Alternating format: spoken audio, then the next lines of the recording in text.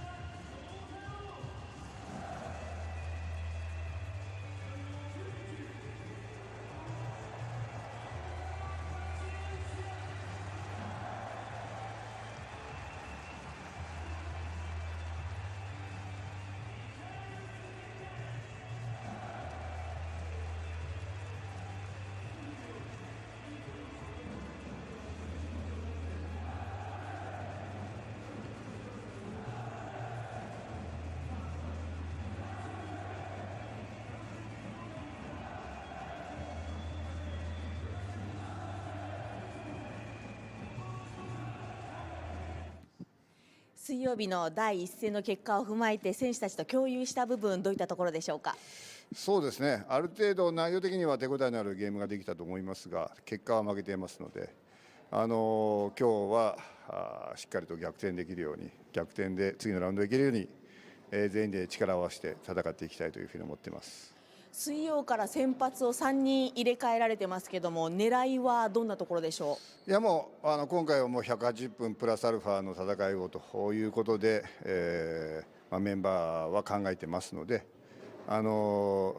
通常通り予定通りのメンバーでいきたいというふうに思っています。ある程度の手応えということですが、得点の部分2ゴールオフサイドになりましたが、そのあたりの手応えということでしょうか？いや、1点目はどう考えても得点だというふうに思ってますが、判定はノーゴールだったのでしょうがないというふうに思ってます。そういう流れの中でゴールクリエイトは1戦目はうちの方が広島より高かったですし、久々に広島よりもシュート数という部分も上回った試合ができたというふうに思いますので、今日はアウェーの戦いなのでそんなに簡単にはいかないというふうに思いますが、少ないチャンスをものにできるように全員で戦っていきたいというふうに思っています。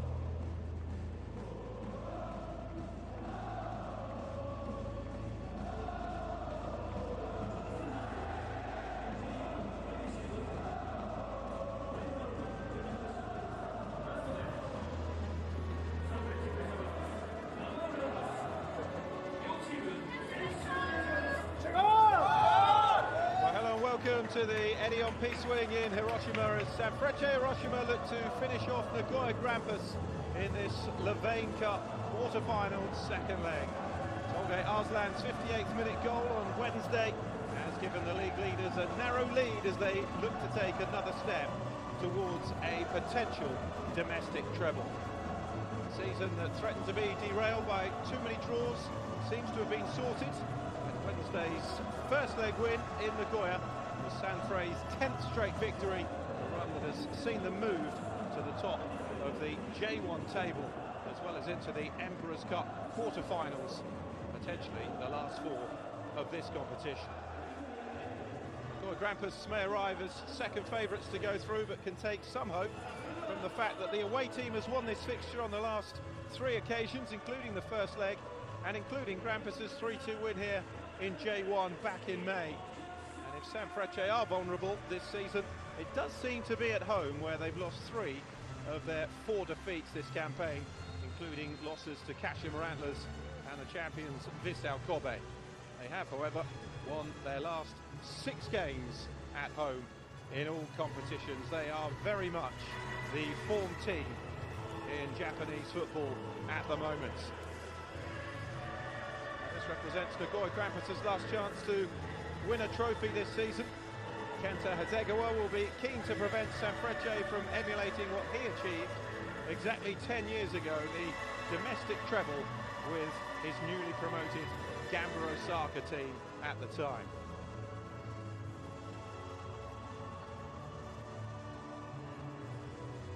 Well, it's turning into quite a season for Sanfrecce Hiroshima. The 8-time Japanese champions looking to become the champions again for the first time since 2015. Both these clubs have won the Levain Cup previously, one year after the other. Nagoya Grampus in 2021, Sanfrecce Hiroshima a year later, their only successors. Referee for this one, Yuichi Nishimura, 52-year-old, taking charge of his third League Cup match this season, but the 78th of an experienced refereeing career. And the VAR lead official today, Tetsuro Yoshida. He is the man in charge behind the video screen.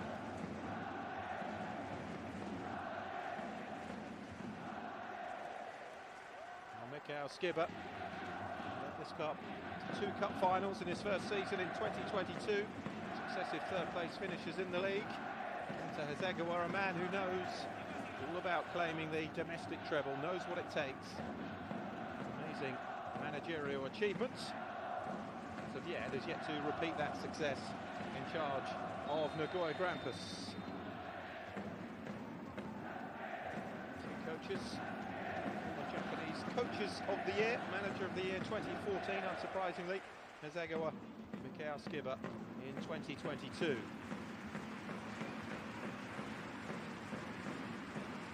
So Nagoya Grampus with it all to do. Just a reminder, there are no away goals, so they can produce a single goal victory here, as they did back in May. A repeat of that 3-2 win will send us into extra time.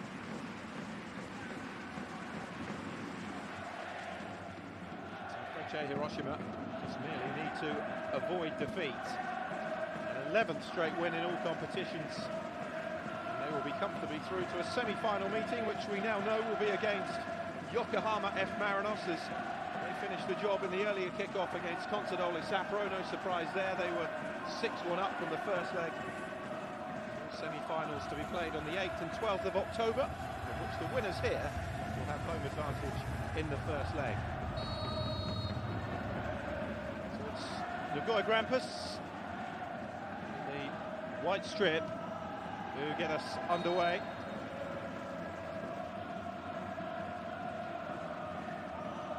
Have to play on the front foot here, Nagoya Grampus. Sanfrecce Hiroshima only needing a draw or better.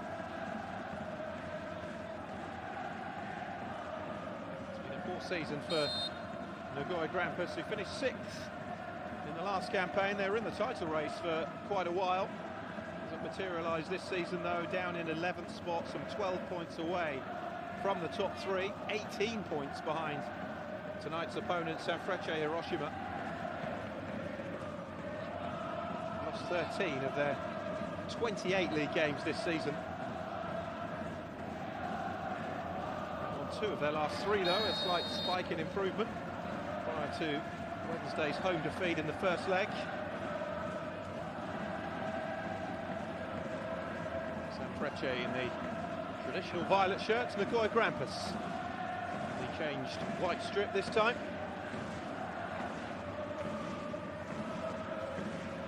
It's their away side with a free kick. Nagoya Grampus, who've won just 4 major trophies in their history, have won all 3 available in Japanese football, champions for the only time in 2010 under Dragan Stojkovic, twice Emperor's Cup winners, League Cup win of 2021 completing the set. It was their last major honour.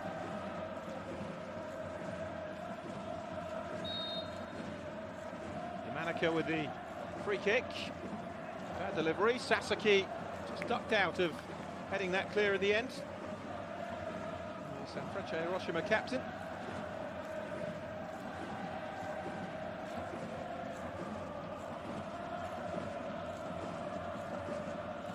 Patrick up front this evening for Nagoya Grampus. Not a regular starter, just 10 starts in J1 this season, but scored 27 goals in 61 appearances for Sanfrecce Hiroshima in 3 seasons here. He's one of 4 former Sanfrecce Hiroshima players in the Nagoya Grampus starting 11. 11 that shows 3 changes from Wednesday's defeat.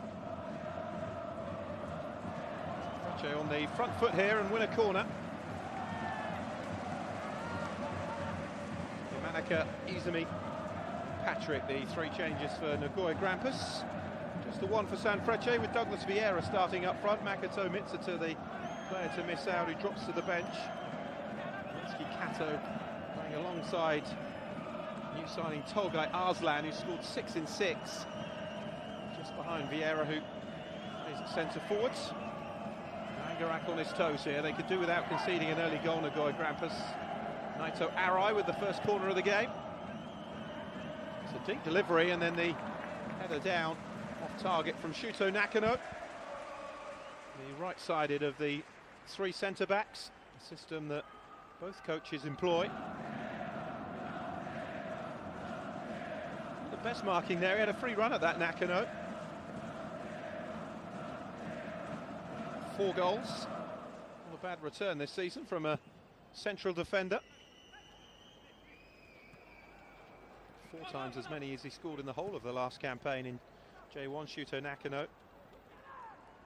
He was one of the Sanfrecce scorers, incidentally, in the 3-2 loss here back in May, which ended Sanfrecce's 11-match unbeaten start to the season.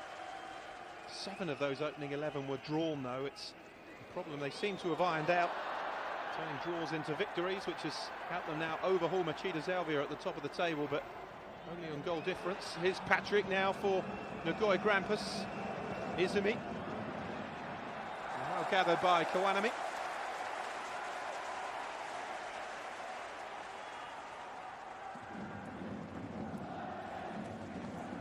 There's Nakano. And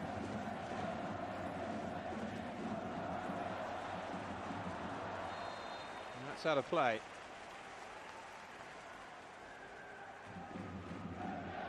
Mitsuki Kato, who played at centre forward on Wednesday. He's not the most prolific of strikers, though.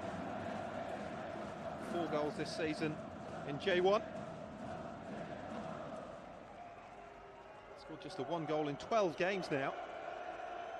And that did come against Nagoya Grampus. 2-1 win in Nagoya in J1 last month.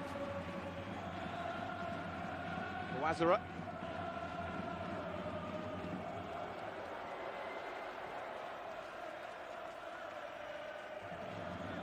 Wazara clears it away again.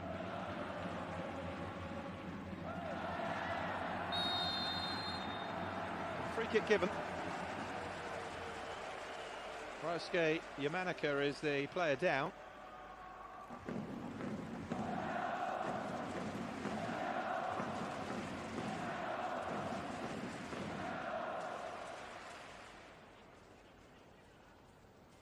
Yamanaka brought into the side today, the left wing back position. Sasaki.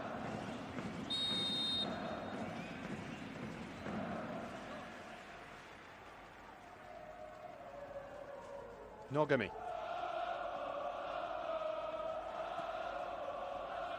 Yuki Nogami again. Did well to ride the first challenge. And then the second challenge was a foul. Free kick for Nagoya Grampus.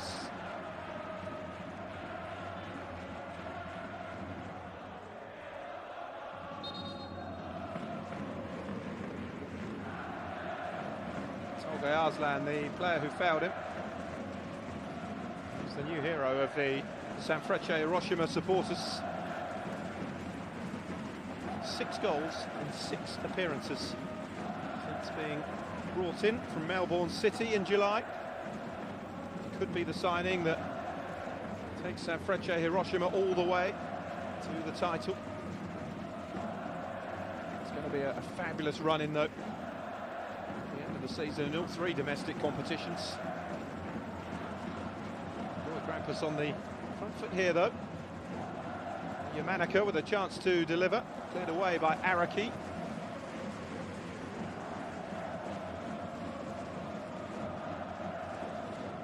First goal so crucial, you feel, in this contest.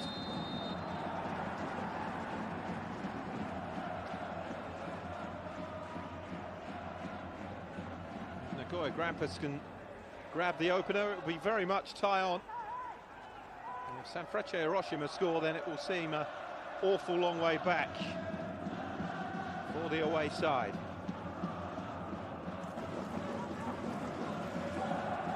Yamanaka to deliver this free kick.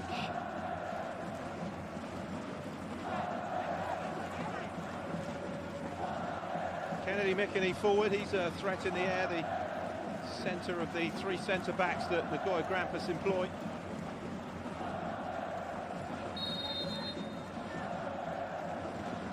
Six in there for Nagoya Grampus, not a bad ball in, and it's in! And Nagoya Grampus do strike first. It's Patrick, the player who was brought in at centre forward to start the game, and he has responded to Kenta Hasegawa's trust with the opening goal. And now it is very much game on. We are level on aggregate. And the most perfect of starts for Nagoya Grampus. And 2 of the 3 players brought into the starting 11 combining. Yamanaka with the delivery from the left. And Patrick with the header. Didn't have the most power, but it had enough precision to get the better of Goro Kawanami. Just couldn't stretch out that arm far enough to keep it at bay. It is Sanfrecce Hiroshima 0, Nagoya Grampus 1.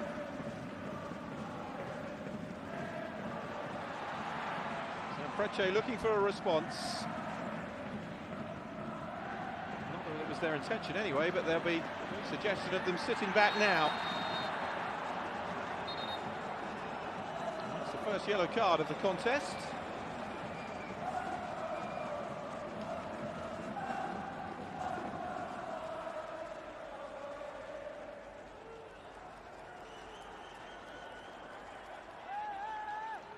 Hiroshima, the player taken down.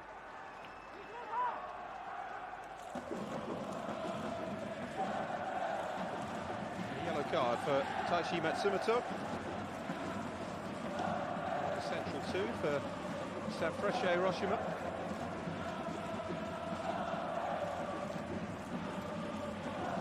What is it about this game? The last 3 matches, Sanfrecce have won twice in Nagoya. Back in May, Nagoya won here 3-2.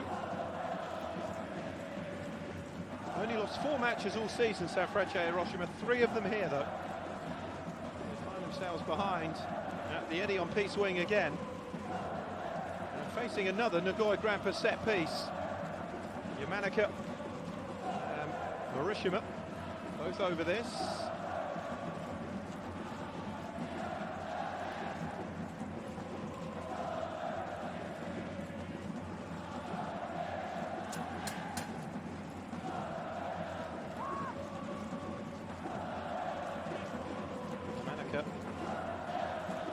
21 now.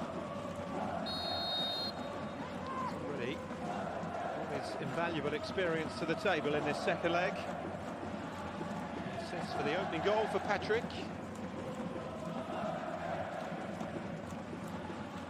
Hiroshima might fancy it. Only on the left foot though of Yamanaka, who does hit it, big deflection. Stays in play, but headed away for a Nagoya Grampus throw, can keep up this early spell of pressure on the home team. Tried to go through the wall, it hit Kato in the end. One of his better set pieces, it's fair to say, from Rasuke Yamanaka. Patrick. Nogami. Patrick again, running into Sasaki. Arslan battles it away. Runs into trouble though. It's really good early pressure from Nagoya Grampus on the ball. It's whether or not they can keep up this tempo for the remainder of the game.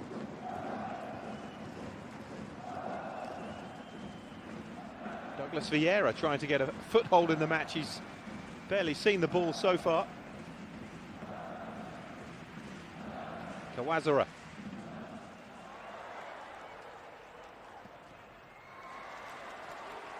And back by Arai.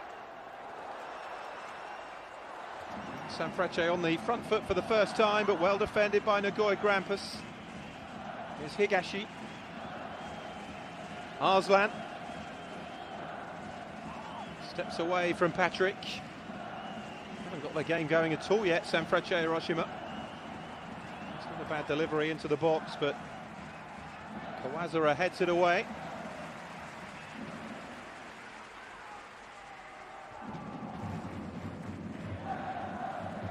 Douglas Vieira. It's going to be a Sanfrecce corner. Made a good start, Nagoya Grampus. They know the pressure will come at some point though from Sanfrecce, the informed team in the land. 10 straight wins. Historically nothing between these two sides though. The last 46 meetings, Sanfrecce have won 18 now, Nagoya Grampus 16.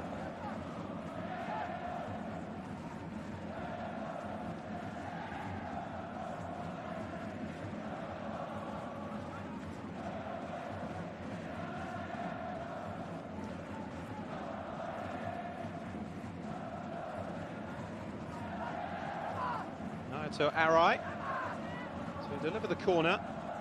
Douglas Vieira, an obvious target. Plenty of support for Nagoya Grampus, you can see behind the goal in the red there. Whipped across, header away from Patrick. He's pretty useful defensively as well, the Brazilian targetman. Uzumi eventually with the clearance, and now the chase is on here for the loose ball.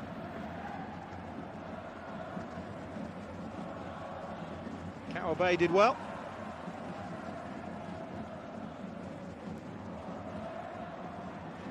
So Nagoya Grampus throw. And still the rather disjointed start continues from the league leaders. Kawabe, who's celebrating his 29th birthday today, the central midfielder for Sanfrecce Hiroshima, who joined the club in August from Standard Liège in Belgium, where he scored 7 goals in 36 appearances. And had a spell with English Premier League side. Wolves didn't feature for them though in 2 years with Grasshopper, playing in the Swiss Super League. His European experience is over though after 3 years, and returns to the club of his youth. Slotted very neatly straight back into the centre of their midfield alongside Matsumoto.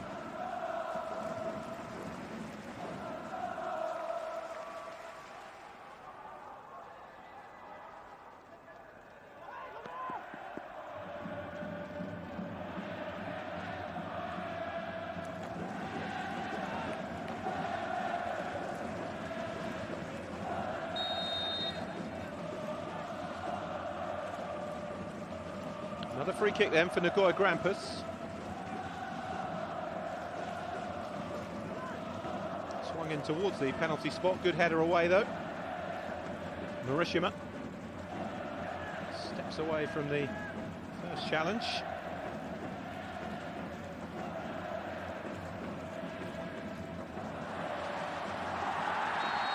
It's good pressure from Douglas Vieira.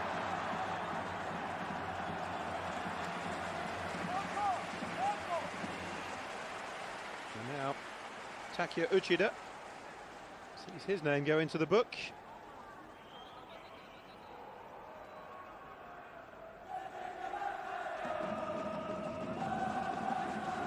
So a foul on Douglas Vieira, who did well to close him down and put him under pressure. Free kick for Sanfrecce Hiroshima. Shunki Higashi and Naoto Arai. Only two over this.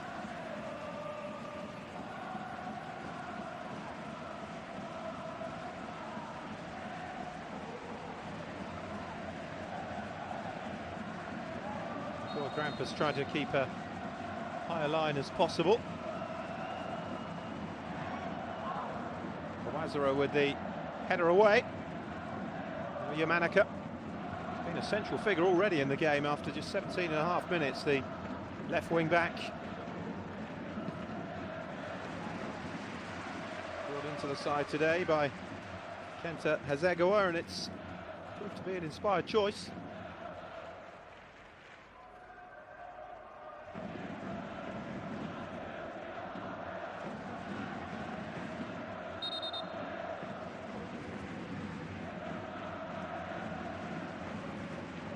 Chances are that a former Sanfrecce Hiroshima player would come back to score against them today. With 4 in the starting 11, that's happened now with Patrick.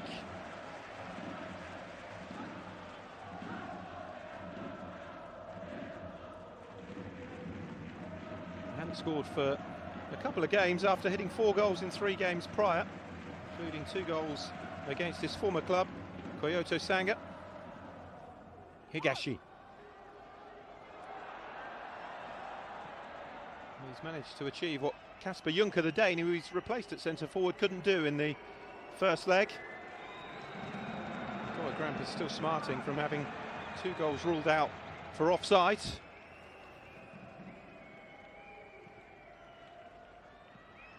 Sho Sasaki with the header away. The first one looked somewhat controversial, but after a few more viewings, the officials got it right. Juncker was offside in the initial build-up.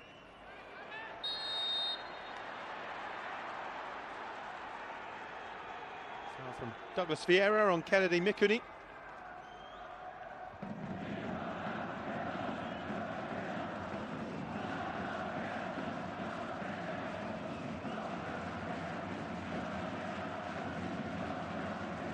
And Mikuni with the free kick all the way back to Mitchell Langerak. Nakano's header on towards Kato. Shihashi putting him under pressure.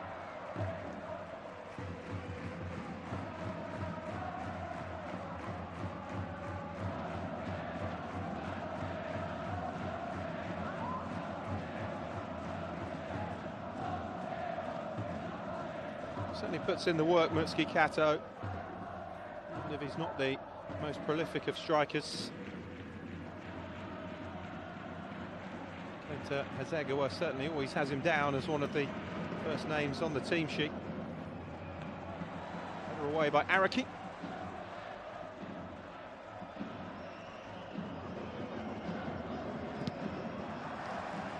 It's blocked away for another throw for Nagoya Grampus. As Yamanaka again looks to get forward. That's what his presence has done, has pinned back Naoto Arai, who is the reigning right wing back for Sanfrecce Hiroshima.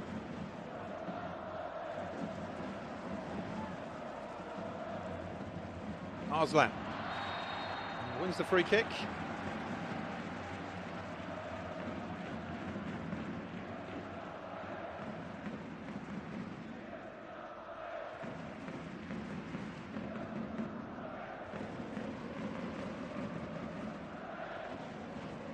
Douglas Vieira, again chasing this one.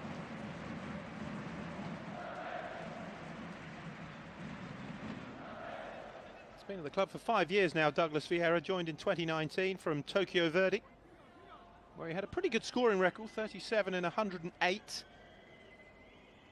Pretty much a goal every 3 games. Hat-trick in the Emperor's Cup this season. And the win against the lower league Levain Shimonoseki. It's back in June. Scored a penalty in the 3-1 win here against Nagoya Grampus around about a year ago, last season in the league. Here's Arai, cutting in off the right. Picking out Higashi, his opposite wing-back. Arslan. Swings the cross in, Arslan. It was dangerous delivery, but Mitchell Langerak read it well. Goalkeeper with 8 caps for Australia.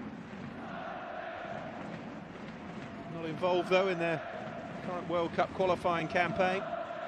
Australia were beaten 1-0 by Bahrain in their opening match of the 3rd round of Asian World Cup qualifying. They take on Indonesia on Tuesday. It's Mikuni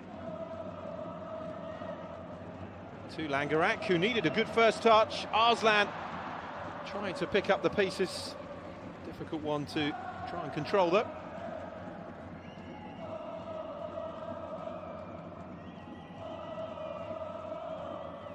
Yamanaka again hugging that touchline for Nagoya Grampus. Back with Langerak.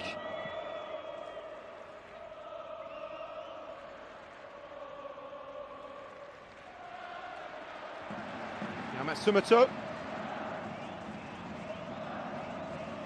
Spotted out wide. Arai's gone charging on the outside. It's delivered into the 6-yard box, though. Pretty much about the only place where there was nobody for Sanfrecce Hiroshima.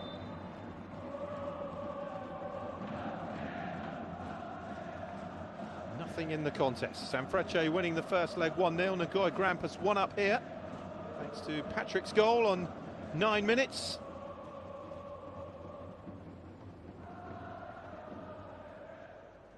And he's moving a little uneasily, Mikhail Skibber. I don't think he's too happy with the way his side has started the game, and at the midway point of this first half, it is time to get some refreshments. Another warm day, 31 degrees centigrade.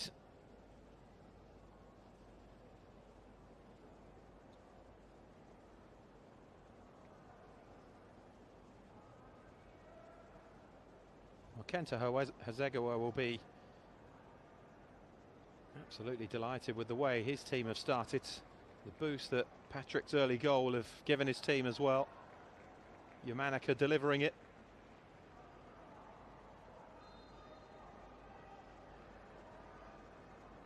And 2 players who didn't start the game in the first leg.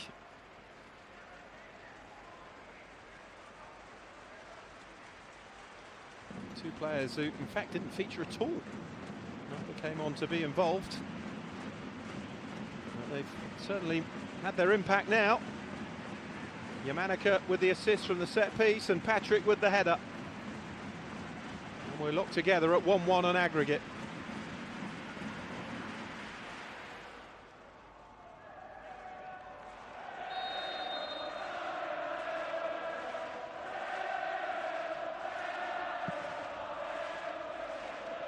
Launched by Langerak. Taken down well by Patrick and very nearly slid through by Ryoji Uzumi. Arslan. They're very quickly into Arslan, Nagoya Grampus. In the early moments here, hasn't had too much of a look in. Player who's been a real goal threat since turning up. 2 goals in the 2-0 win here against Cerezo Osaka in just his 2nd game, and then a hat-trick in the 3-2 win against FC Tokyo. And then the winner in midweek against Nagoya Grampus in the first leg. 6 in 6, and well, this is only the fourth game he started. Matsumoto. Kawabe with the touchback to Sasaki, and now Araki. Araki again. Here's Sasaki. Higashi.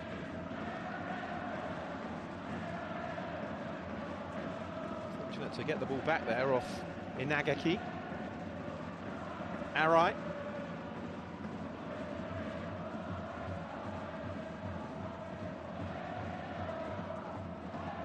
Tolgay Arslan in space. Arai outside him. Matsumoto. Higashi. Sasaki just keeping possession here. Sanfrecce Hiroshima, they need that. Arslan given away cheaply. Nagoya Grampus looking to counter again. All over the top for Hiroshima to chase. Well covered back though by Arslan, who made the initial mistake. Covered well though to win possession back for Sanfrecce Hiroshima. Sasaki. Higashi. Wasn't a bad ball, looking for the run of Mutsuki Kato.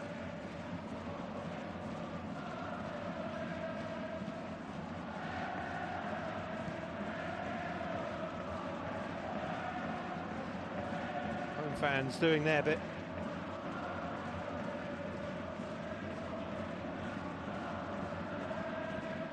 Seen their first leg advantage wiped out early. Sasaki. Too much on that for Douglas Vieira. If they could grab the treble, it would certainly go some way to allaying the heartache. They still suffer from losing the Emperor's Cup final to J2 side Ventforet Kofu in 2022 when they were on for the domestic cup double that season. Following campaign, they had the heartbreak of finishing third, thinking they'd qualified for the Asian Champions League, only to see Urawa Reds claim the Champions League and as a result take the fourth spot for Japan in the following season's competition. This season will see them take part in the new Asian Champions League 2, the second tier AFC club competition.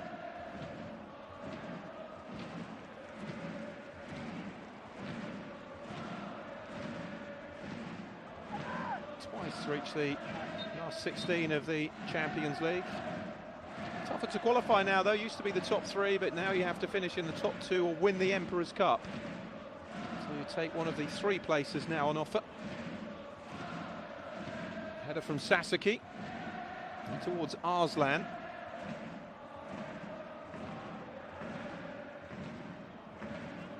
Show Sasaki. Touch from Higashi. Now Araki. Nakano helped out by Arai.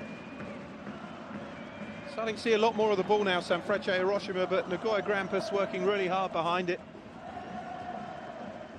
Yeah, it's possession, but possession in name only really at the moment for the side in the violet shirts. Not really hurting Nagoya Grampus with it. Maybe they will now though. One back by Matsumoto. Arslan.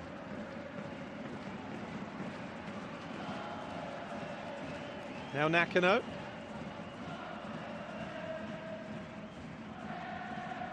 Sasaki. Higashi.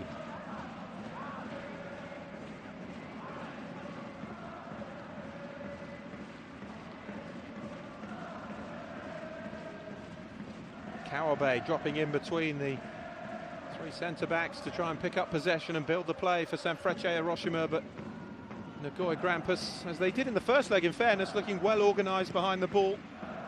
Higashi. There's certainly nothing in the game in terms of chances. Nagoya Grampus will point to those two disallowed goals. Araki. Now Nakano, Arai is outside him. Into Douglas Vieira instead, though. And that will be a free kick for Sanfrecce Hiroshima. Nakano taken down.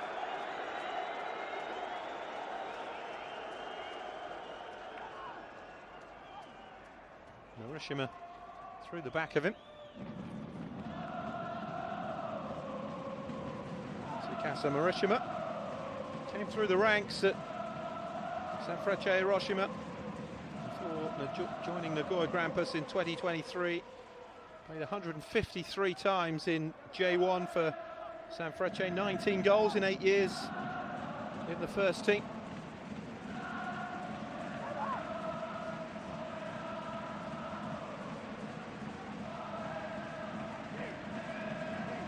Played just 12 times for Nagoya Grampus last season, but very much a key man in this campaign, Hiroshima. Arai delivers the ball in, it very nearly went through. Here's Arslan, sends it back into the mix. Headed away though by Uchida.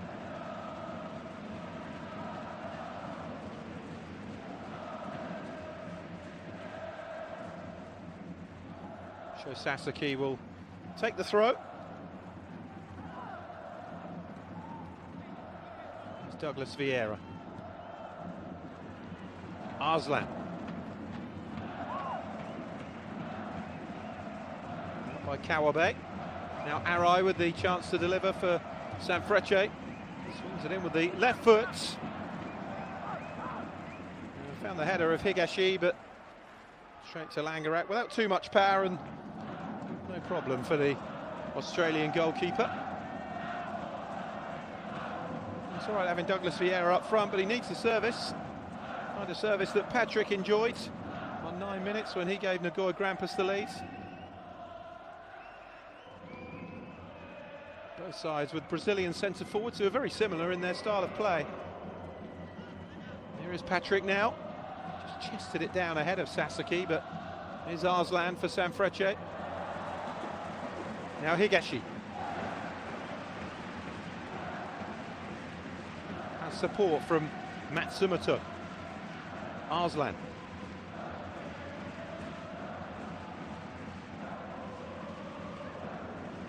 There's Kawabe. Araki.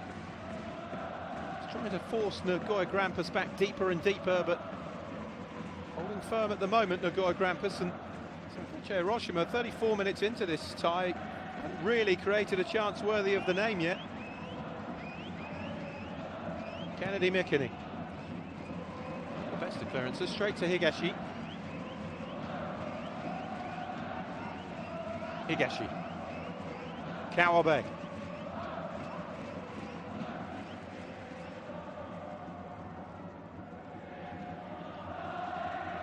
On by Sasaki again to Hayato Araki.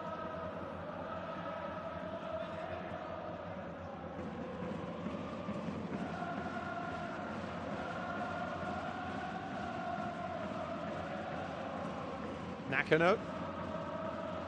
Arai made the run forward. Nakano went infield, and it's a free kick to Sanfrecce.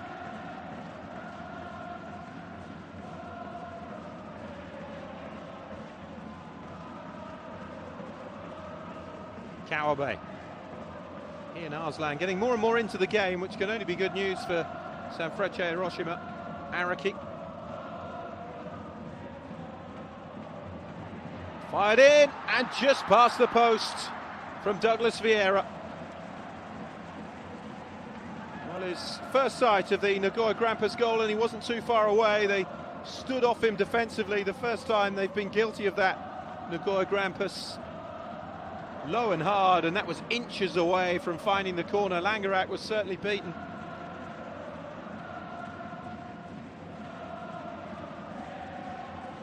Just a warning shot, the first warning shot really for Nagoya Grampus. Well, they've been better since the drinks break, Sanfrecce Hiroshima.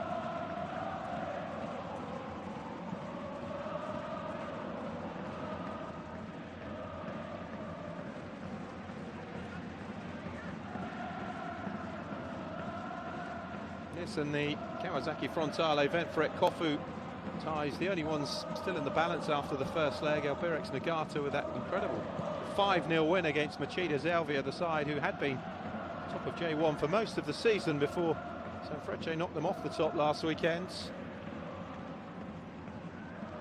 Yokohama F. Marinos 6-1 up against Consadole Sapporo, and despite losing the second leg today, comfortably through.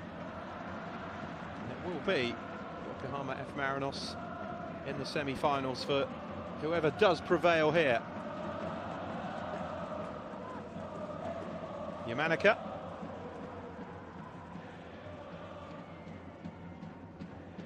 Steps inside again, looking for Izumi. Chance to deliver now. Straight into the arms of Kawanami.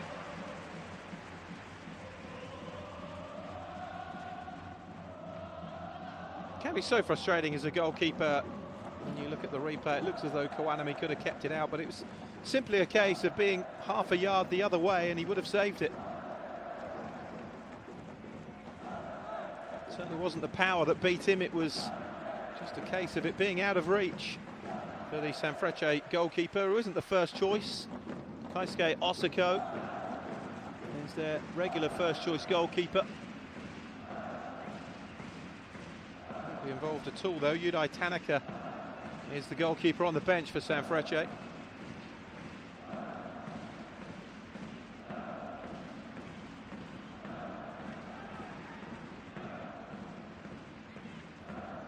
Nogami. In towards Patrick. He couldn't get there. Kawanami quickly to pounce on it. Araki putting the Brazilian under pressure. And Patrick remains down. Talking of Australia's struggles in the third round qualifying for the World Cup. No such problems for Japan after they hammered China 7-0 in their opening game. The Blue Samurai making a good start and looking on course for another World Cup appearance.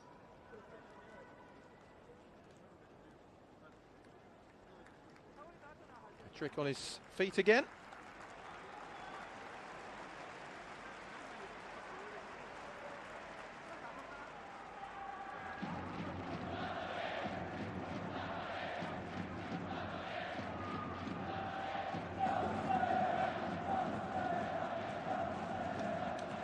Never easy to go through when you've lost the first leg at home.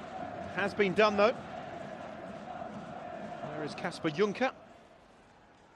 He had a pretty decent game actually in the first leg. He was involved in most of the main chances that Nagoya Grampus created in that first game, particularly the first goal that was ruled out for his offside.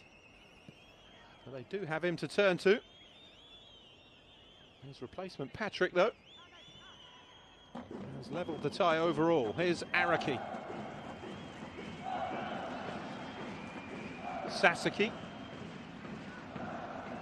Arslan made the run through the middle. Uchida needed to make that header and did, but Sanfrecce still have it with Kato. He gets the cross in, and Kennedy Mikini with the header away.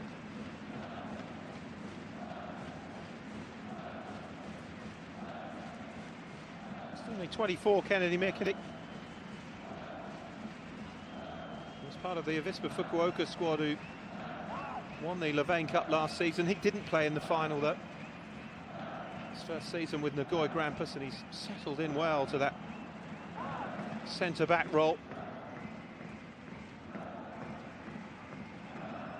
Oh, they've got him behind here though. Sanfrecce, Higashi doing well, fires it across.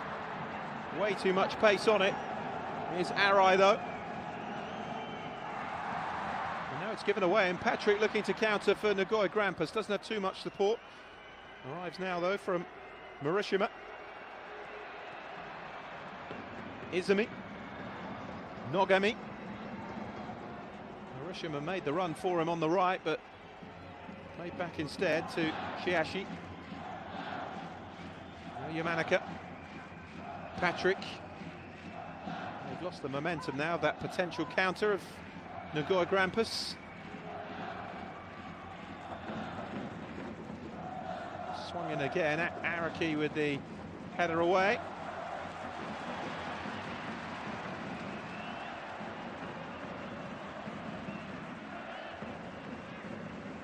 Matsumoto.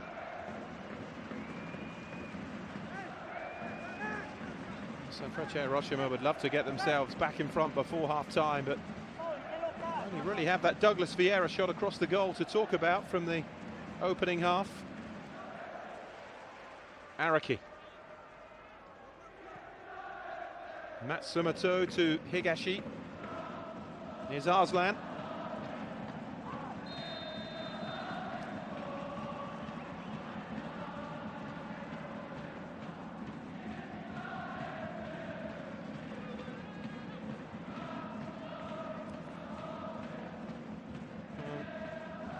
Sanfrecce Hiroshima, as they play it down, they won't want to lose him, Nagoya Grampus. So here is he trying to get back to Matsumoto.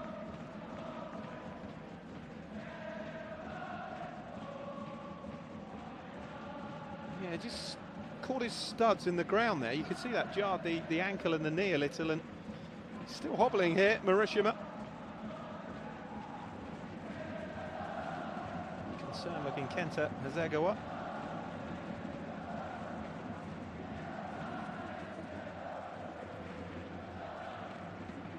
With 4 caps for Japan, Hiroshima. He's moving okay now. It's always a scare when you stick your feet in the ground like that and jar one of your joints. Header away from Sasaki.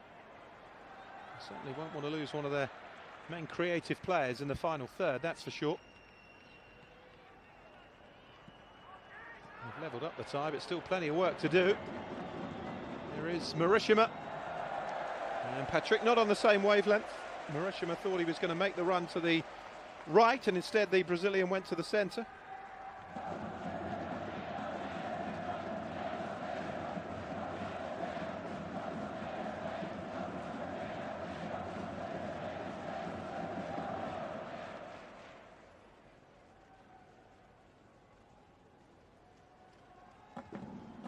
Seconds plus time that will be added on for the drinks break.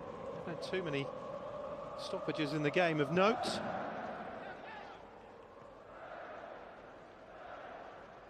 Header flicked on towards Kato. Here's Douglas Vieira. One back by Shiashi. Yamanaka back to Langerak. Header on by Patrick. Nobody really running onto it though, and it's picked up by Araki.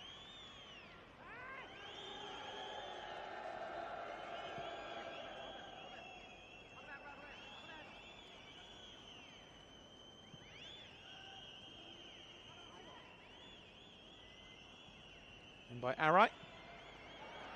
Now they need to pile forwards. Kawabe. Decent ball out to the right, the cross in towards Vieira, who couldn't control it. Higashi was waiting for the loose ball that didn't come.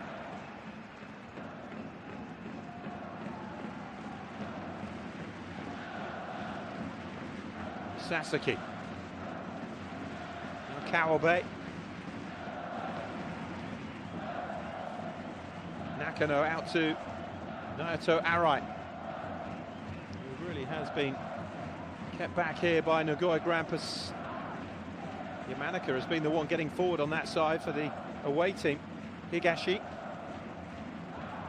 Kawabe. All right, one of their main attacking threats, Sanfrecce Hiroshima, from that right wing-back position. They need to find a way of releasing him in the second half. Sasaki. Higashi.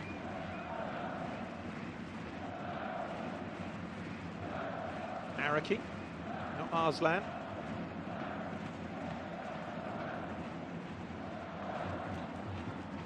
Into the box, Vieira is waiting, gets the flick on Vieira.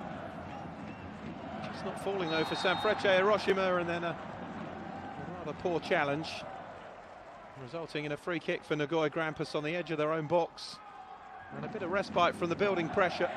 There's no need for that foul really from Kato.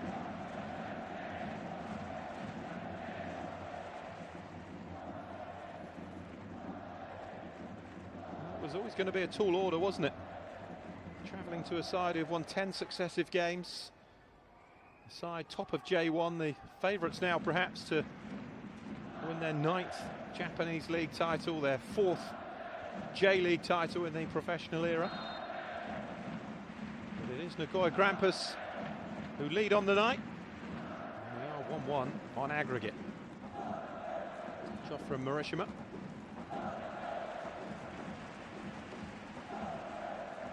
Higashi's throw. Here's Arslan. Turned away from the first couple of challenges and still going. Buffeted over, but still get possession of the ball. Good play from Solgai Arslan. Vieira.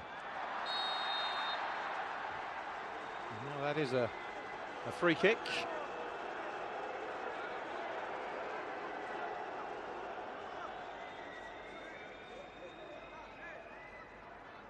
Yeah, good work from Douglas Vieira. And a free kick for Sanfrecce Hiroshima.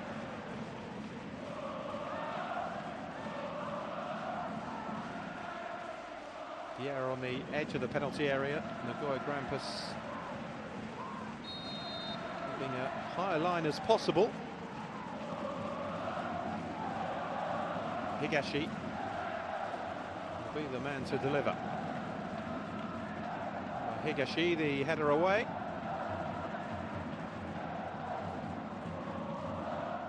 Sent into the penalty area. Well defended again though by Nagoya Grampus.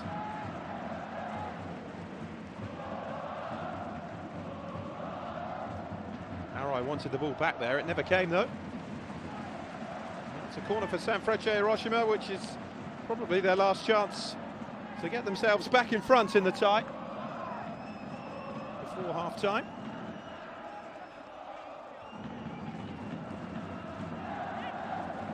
Unwavering support that every Japanese club enjoys.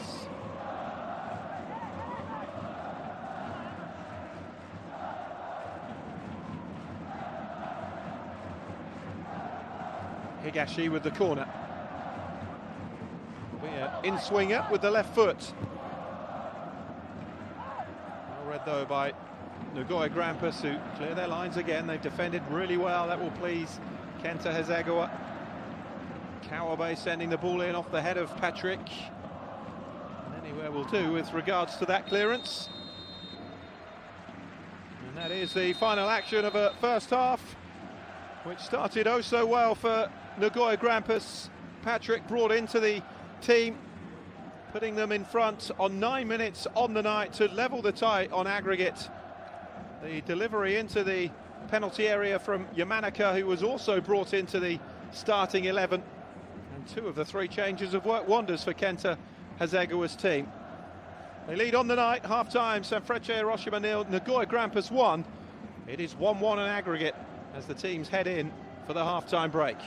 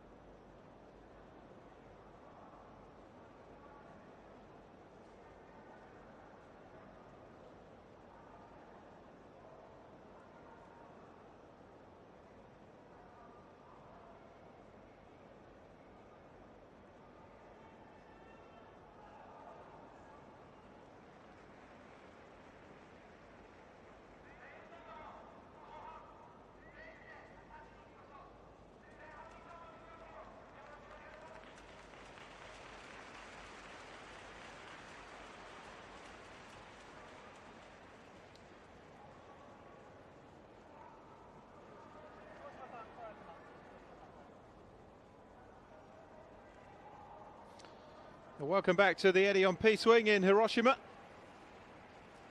For the second half of Sanfrecce Hiroshima against Nagoya Grampus.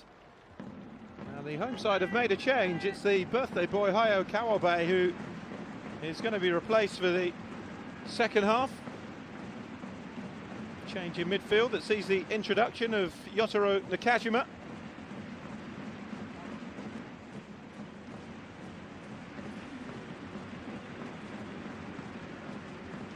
Change too.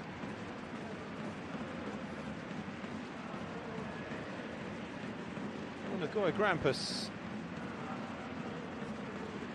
Takuya Uchida, who was booked in the first half. Making way for Katsuhiro Nakayama.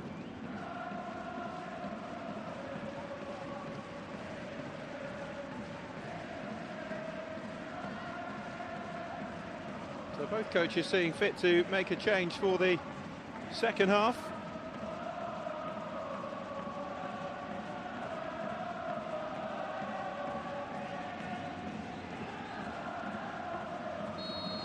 And it's Sanfrecce Hiroshima who get the second half underway. Nagoya Grampus then a goal up on the night, 1-1 on aggregate. If it finishes like this, then we will go to extra time.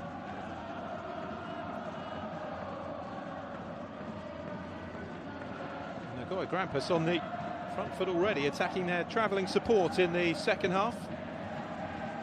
Sizable few have made the 483-kilometre journey from Nagoya. Here's Douglas Vieira for Sanfrecce, looking for a strong start to this second half. Still Vieira, no power on the shot. And a comfortable save in the end for Langerak. They could do with their Brazilian firing. It was he who went the closest in the first half with that shot across the goal. That one had Langerak beaten, but not on this occasion. A comfortable gather for the Australian.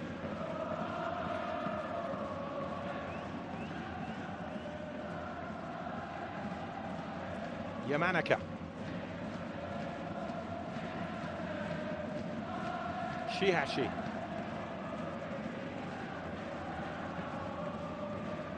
Yamanaka. Beat to that one though. Nakano. Nagaki. Put forward for Patrick to chase, but there's a foul on Kaya Shihashi. It's going to be a free kick for Nagoya Grampus. Just as he released the ball there,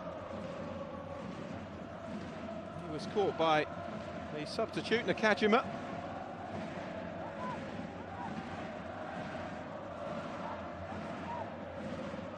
Nakajima, 18 years of age, making just his second Levain Cup appearance.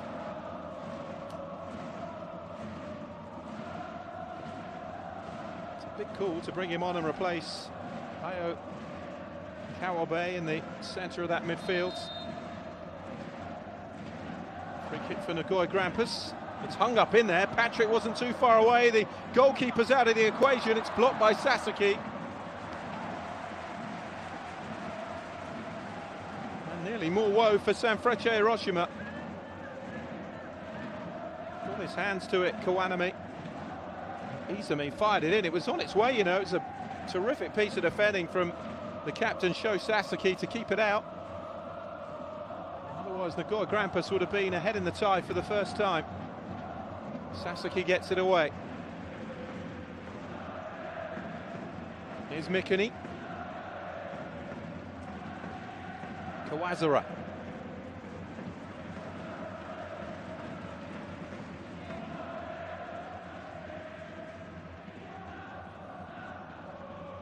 Well, Kenta Hasegawa knows his side have played themselves into contention here.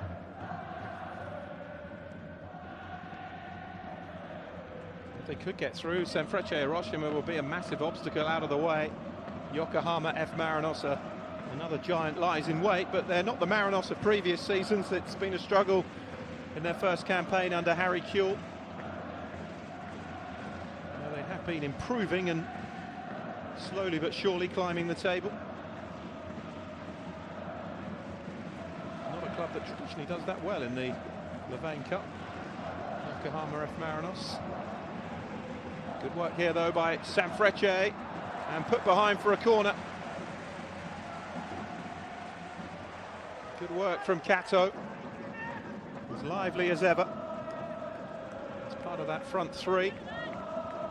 A fairly narrow front three. Vieira with Kato and Arslan in behind him. Higashi and Arai make up the width from the wing-back positions. Fourth corner for the home team. Nagoya Grampus yet to win one. But they do have a goal. Whipped in by Arai. Vieira with the header on.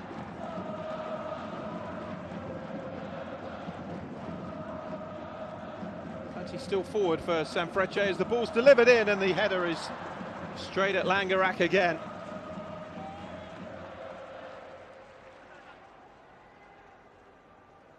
Ball put out of play because Nagoya Grampus have a player down. It's Mikini. Looks as though he's holding the small of his back there, Kennedy Mikini. There's half a chance for Sanfrecce.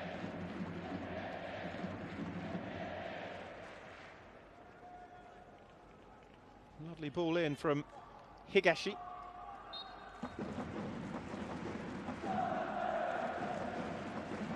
Kennedy Mikini's going to be okay.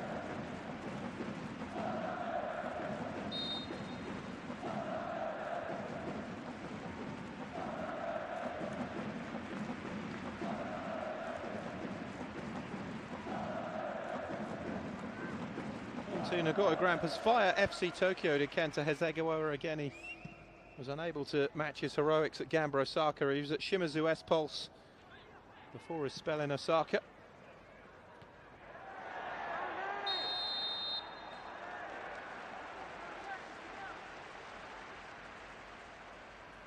Former Japanese international himself, Hasegawa scored 4 goals in 27 appearances for Japan.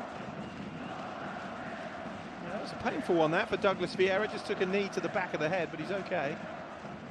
Just one of those unfortunate collisions. Here's Arslan, who is playing a bit of a deeper role now, it looks, with the introduction of Nakajima, who's likely to play further forward. But then, in a way, you kind of lose something by dropping Arslan deeper, especially the way he's been scoring goals at the moment from that more attacking midfield position. Here's Kato. Arslan. Kato. Into Vieira, the angle's tight. Squeezes it back across, almost fell for Kato. Well defended though by Kawazura.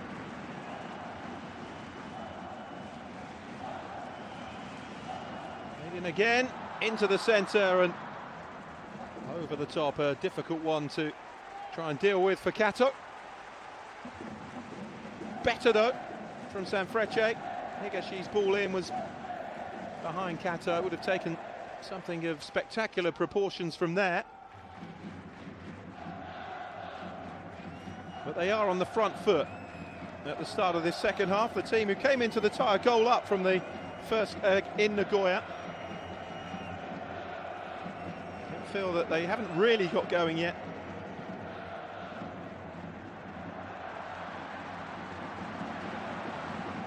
It's Douglas Vieira.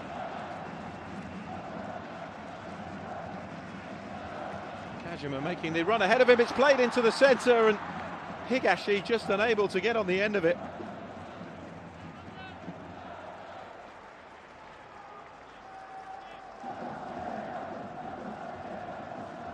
Worrying early signs this for Nagoya Grampus.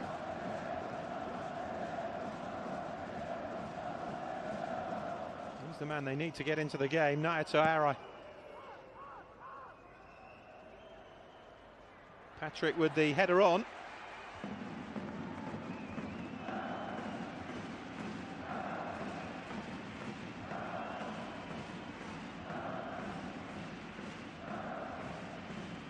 Arslan.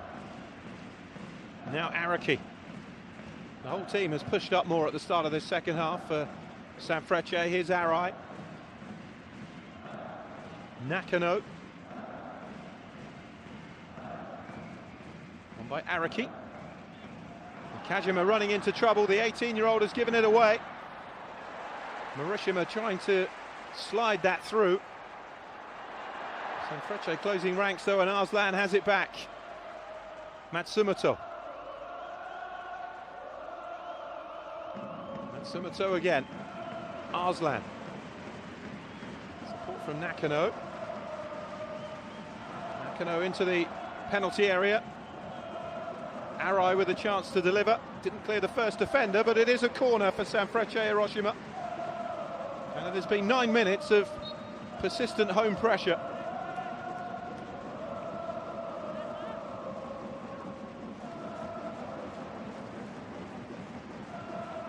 Looks as though he's winded there. Ryosuke Yamanaka.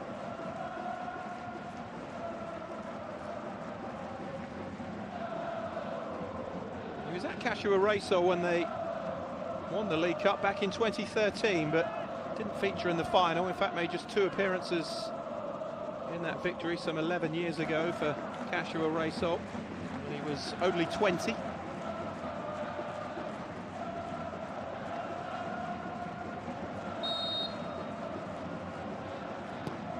Arai's corner. It's flicked across. Oh, very nearly an opening there for Sanfrecce. Nagoya have 2 players down, but Sanfrecce win another corner.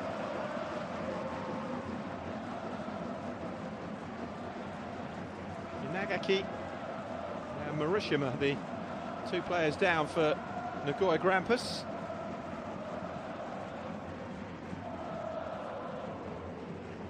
Two players who both used to play here for Sanfrecce Hiroshima. Nakano did well though to recycle the ball and win yet another corner for Sanfrecce.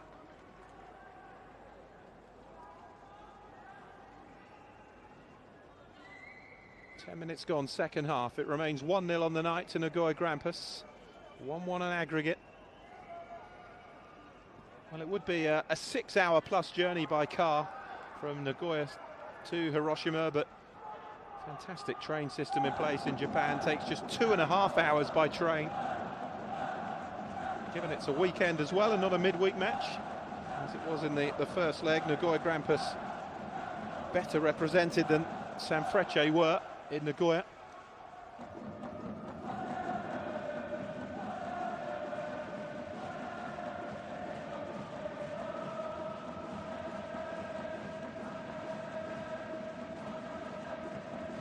Not had the impact so far in the game, Tolgay Arslan, that he's had since arriving. Midfield has become super strong now with Arslan and Kawabe, both brought to the club in the summer window.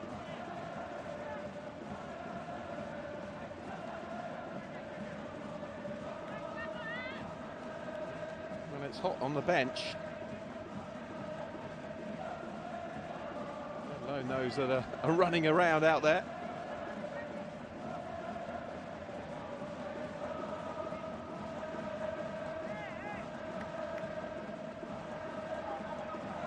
Desperate for the clean sheet, Langerak.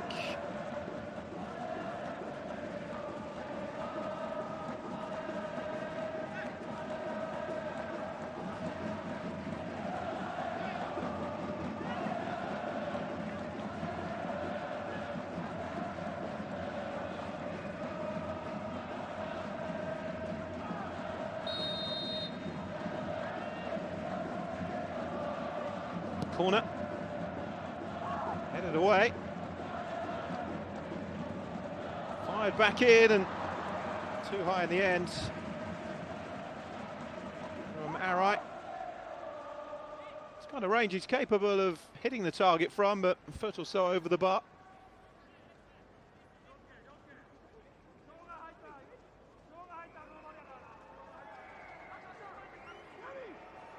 The concern for Nagoya Grampus will be that Sanfrecce Hiroshima haven't failed to score this season since a 0-0 draw against Vissel Kobe, the champions, back on March the 16th.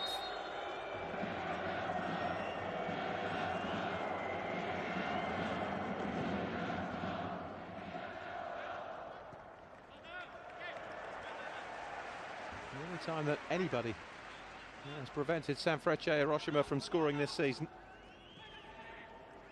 Haven't failed to score at home in this campaign, despite those 3 losses they've suffered here. Matsumoto finding Arai. He can't control it though.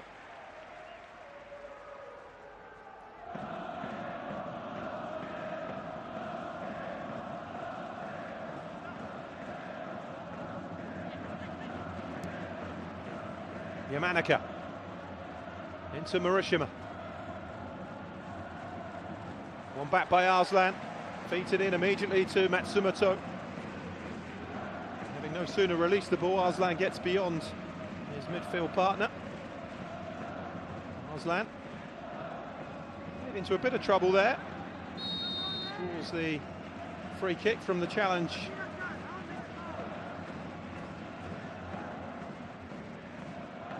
Nagaki all over him.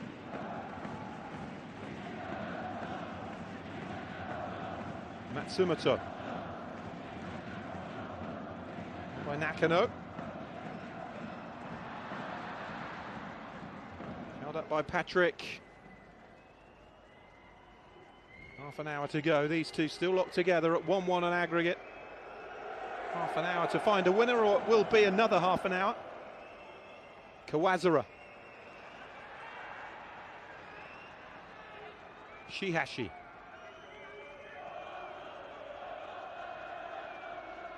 Takayama.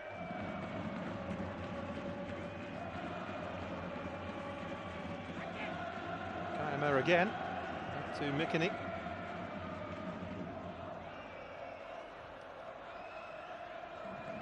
Patrick is chasing this one.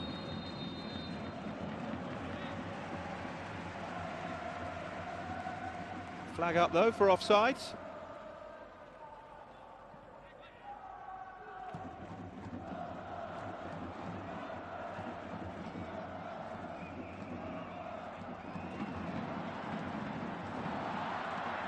A chance here for Nagoya Grampus, and beaten away by Kawanami. Suddenly they fell asleep, Sanfrecce Hiroshima, having been so dominant since half-time. It was the mistake from Sho Sasaki in possession.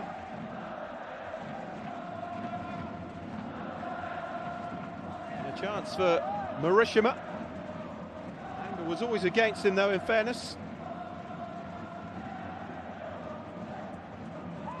Hobbling a bit.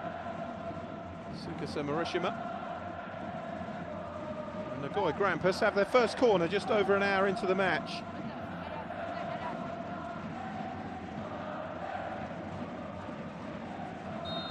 Sasaki will have half an eye here on Patrick. Douglas Vieira will too. Yamanaka with the outswinger with the left foot. It was his delivery that led to the only goal of the game so far.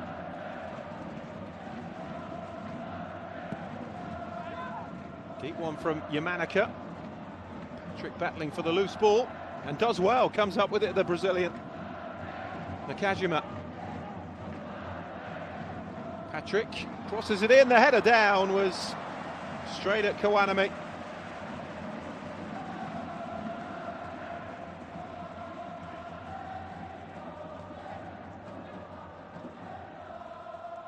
And here's Nakano.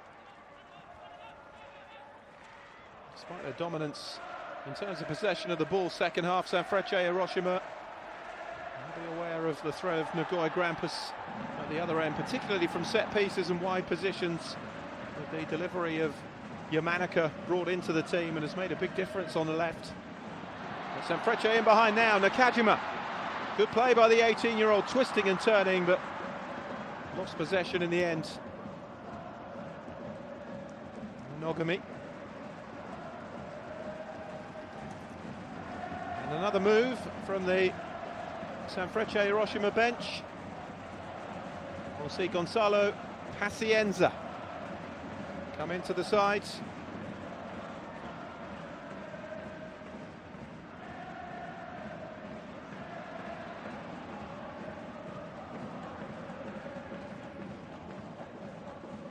Higashi. And again, Douglas Vieira was about to come off. Arslan. Nakano to Arai. Arai wants it in space again. There was a deflection on that cross, punched away by Langerak. Sasaki. Cross in again by Nakajima, but too close to Langerak. And they're lacking that final punch at the moment, Sanfrecce Hiroshima.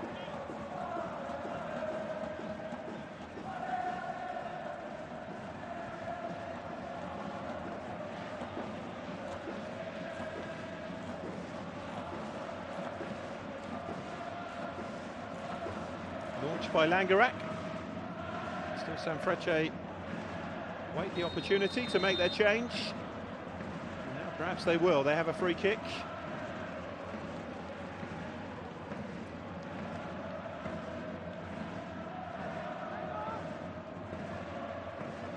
Araki, the player down after a arm across the chin from Patrick.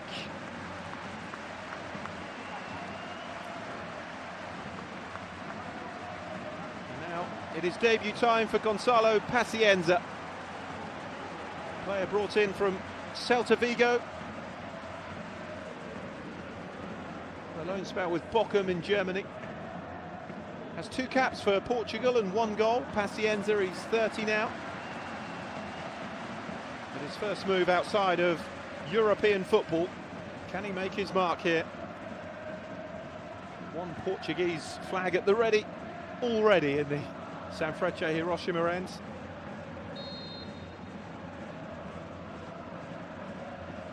But will Pacienza have the impact that Kawabe and certainly Arslan have had? The players brought in the summer for Sanfrecce Hiroshima. Certainly need the extra bodies given the fixtures they have ahead. Attacking on 3 fronts. Here is Pacienza. Kato.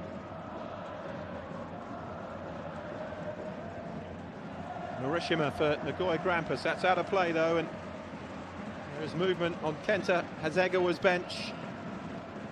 Kasper Juncker is going to come on, the Danish striker. And that looked like Kensuke Nagai as well. So 2 forward players potentially coming on for Nagoya Grampus. Langerak getting down and making the save, but the flag was up anyway.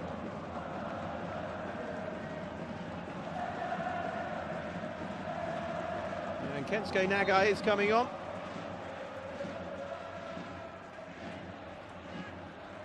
Replacing Ryoji Uzumi.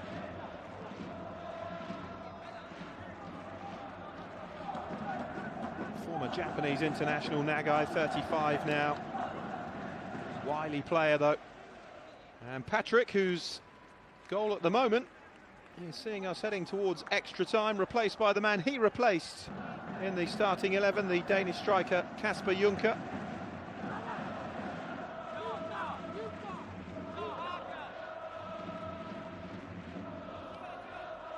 Nagai on, 4 goals this season. Scored in the 3-1 win at Yokohama FC in the Levain Cup 3rd round back in May.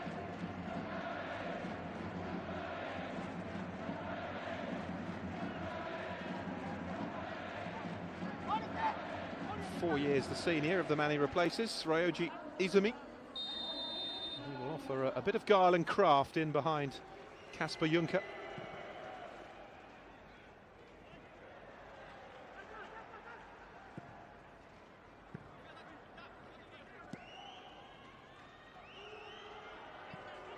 Hiroshima. Shihashi.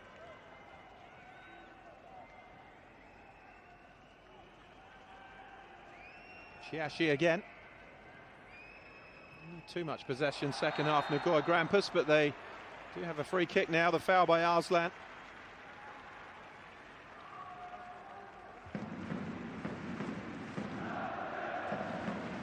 Stretch leg, just catching Nakayama.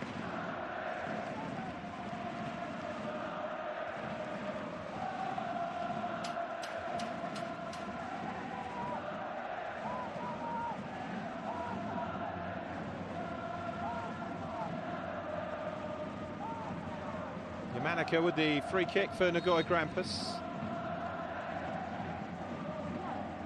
Swings it into the box. Header away by Nakano, hit first time. Sasaki with the block. And here's Arslan. Counter could be on here. Pacienza, the substitute.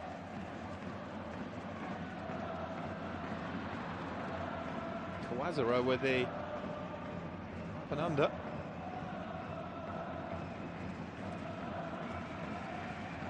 Nakajima. Higashi. Now Arslan. Higashi again. Into Matsumoto. Bit of space for Nakano.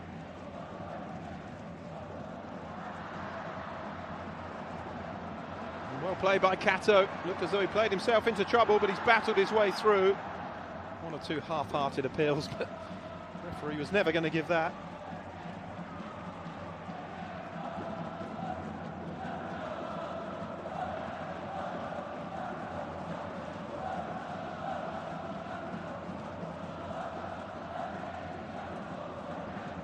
Has worked hard, Kato, but there's been a lack of an end product, not just from him, but from Sanfrecce Hiroshima and the entirety of their attacking contingent. Sasaki to Higashi now.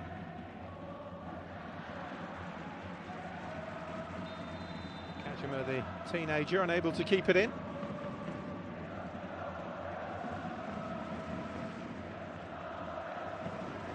With 20 minutes to go. Time for a cooling break. With the two sides still locked together, Nagoya Grampus leading by a goal to nil. If it finishes like this, incredibly, it will be the fourth game in a row in which the away side in games between these two will have won in 90 minutes. Of course, whether or not ultimately they will win the tie, time will tell.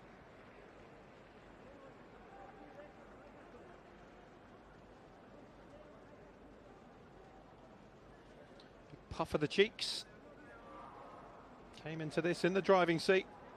A home tie to reach the semi-finals with a one-goal advantage, but that was wiped out as quickly as the 9th minute from Patrick.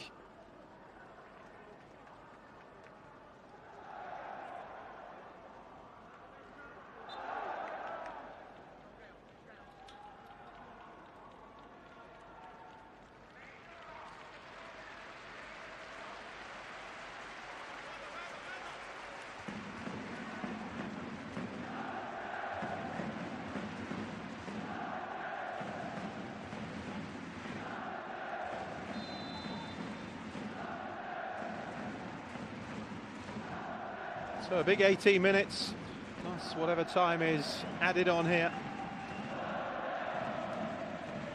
Can either side grab the winner? For the need for an extra half an hour, which Sanfrecce could do without.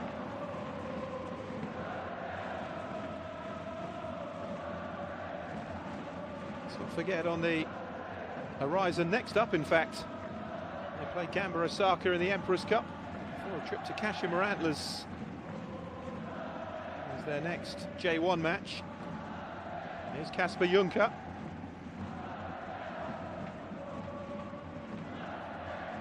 Kasper Juncker again with the touch off towards Nagai.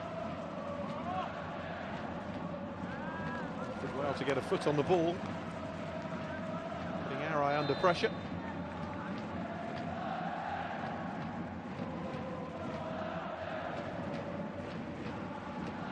Fourth change for Nagoya Grampus. This is the introduction of Shuhei Tokumoto in place of Yosuke Yamanaka. He's played his part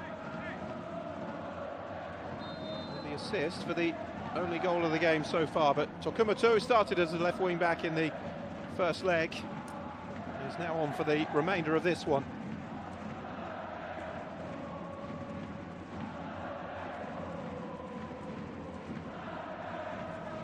There's going to be some distance on this throw. Sasaki's header away. Nagai feeds it back into the centre. Juncker was battling for it. Now for the first time shot. taken though. Miss hit, in fairness, is Shihashi. Oh, and he's lost possession here. Nakajima sends it into space for Pazienza, who couldn't finish. Well, the two substitutes both involved in that. Nakajima did brilliantly there, the 18-year-old, and it was a lovely ball across the box as well. The weight was perfection for Kato, who was on the end of it. Just needed a little dink though, but got carried away and put too much power into it, Kato. A more natural finisher, you feel there, would have just clipped that over the goalkeeper and in. Terrific play from Kotaro Nakajima.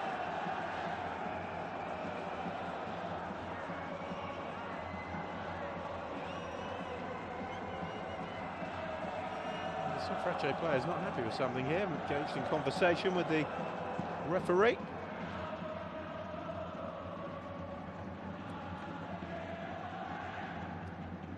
Mikuni's header. 15 minutes to find a winner.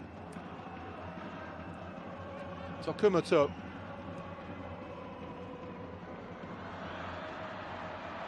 Nagai. He was clipped, did well to get back to his feet. Sasaki across, well played by Nagai. Stands up the cross, the goalkeeper's lost it, Kawanami. But nobody in white there to take advantage, and Sanfrecce Hiroshima clear it away.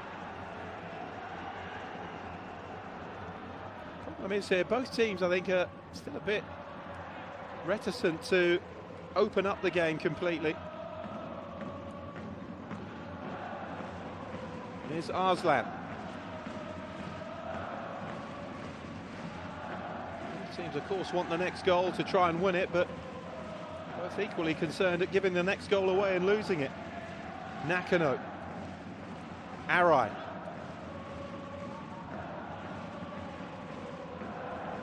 All the way back to Kawanami. Mikuni. Here's Arslan with a bit of space. Can he use it?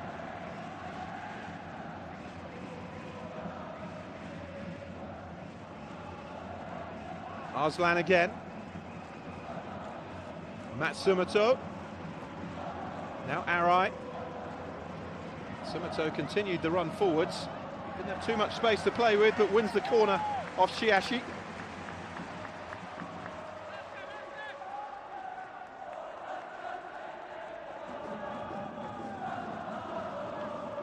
Look at that determination from Kensuke Nagai. Wasn't worried about staying down and winning the free kick, he just wanted to get on the end of it, create a chance for Nagoya Grampus.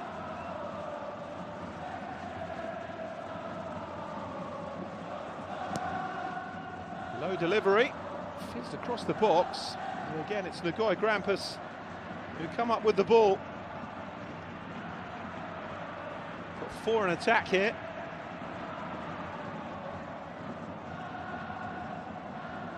Well, it should have been Hiroshima, but it was cut out.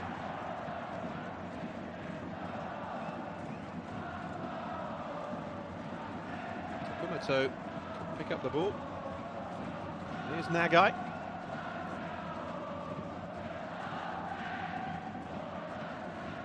Tokumoto.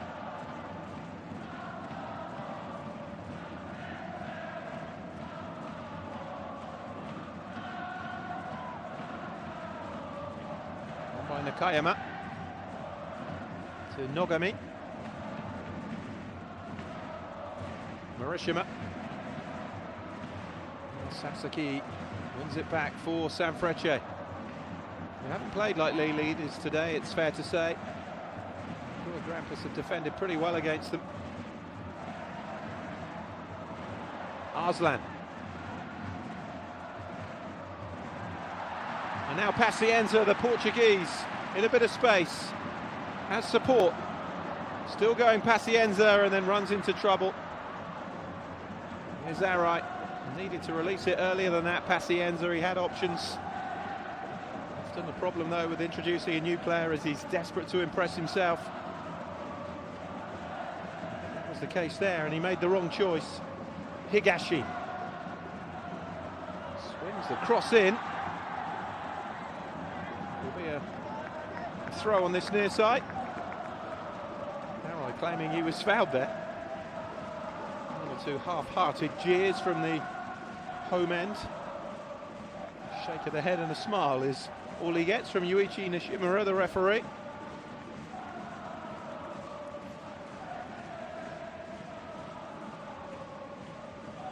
Tokumoto.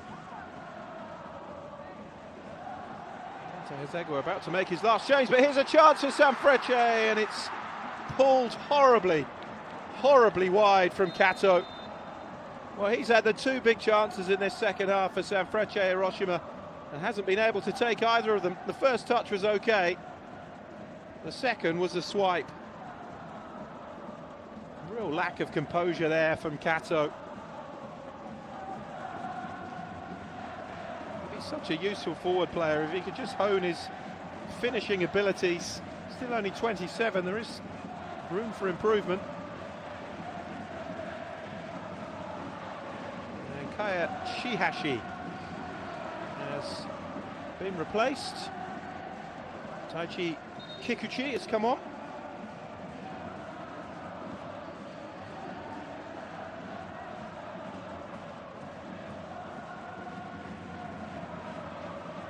Fourth Levain Cup appearance of the season, his 11th of his career, the former Sagan Tosu man. And that effort at goal was Kato's last. He's now being replaced by Makoto Mitsuta.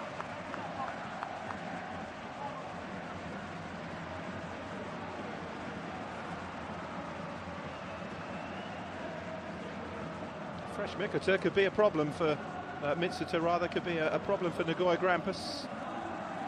25-year-old, a lively talent.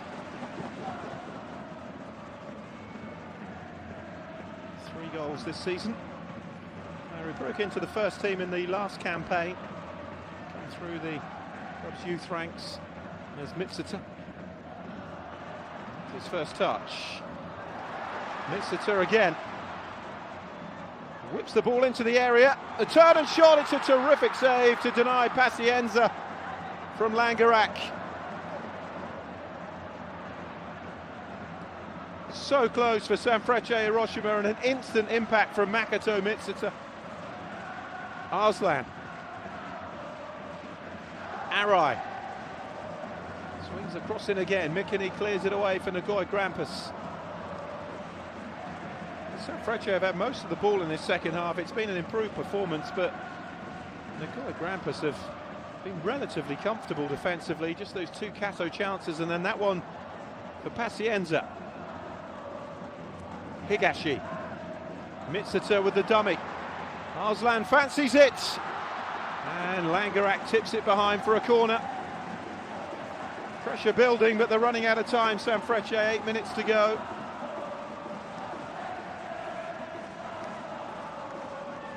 We're getting to that time of the contest now where the next goal pretty much wins it.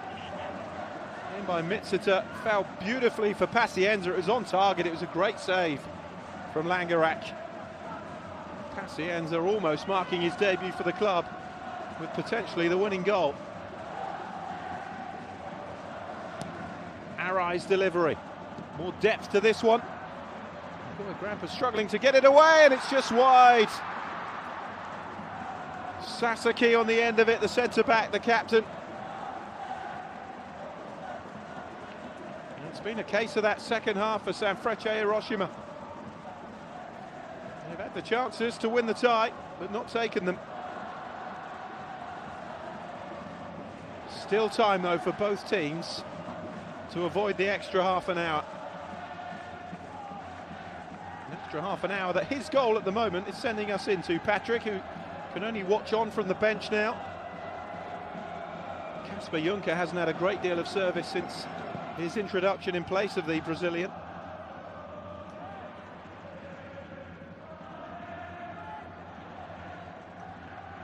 That mainly due, though, to Sanfrecce Hiroshima ramping up the pressure second half. And that Here's a chance for Sasaki, he knows it. He's a defender with an eye for goal as well, scored a couple this season.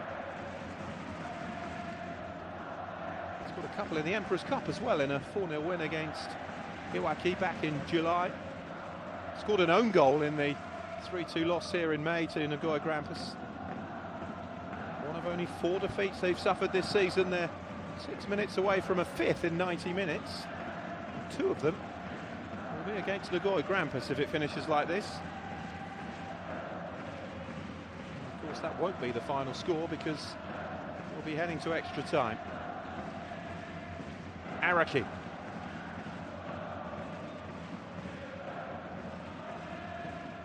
Arai.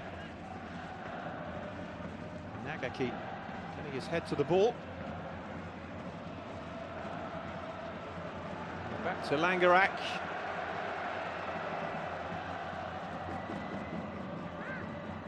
Takumoto. Here's Juncker. Oh, good running behind him by Nagai. Juncker found him. Intelligent run from Kensuke Nagai. Lovely weighted ball from Kasper Juncker. He was under pressure, Nagai, from Sasaki. And therein lies the danger of pushing for a winning goal for Sanfrecce Hiroshima. They left the door slightly ajar. Nagai just unable to walk through it. Here's Pazienza. Arai. Into Arslan. Good dribbling from Arslan.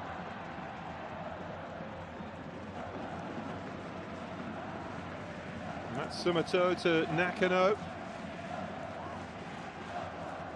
By Mitsuta. Mitsuta again.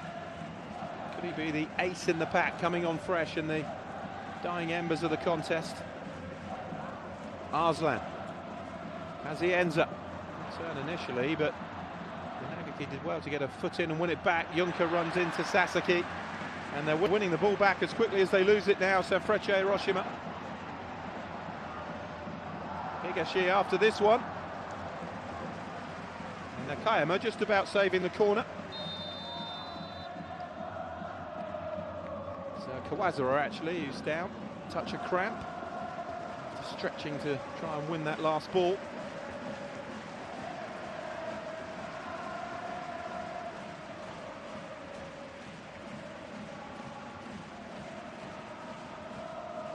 Took a bit of a rap on the back of the Achilles as well from Pazienza. He was almost beaten. Nogami actually it was, apologies.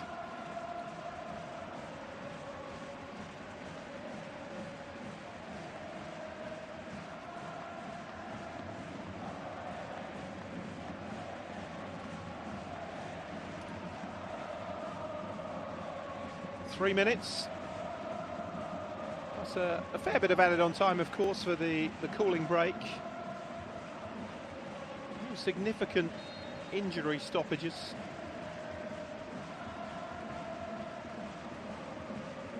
Throw for Sanfrecce Hiroshima. As in the first leg, the away team leading by a goal to nil.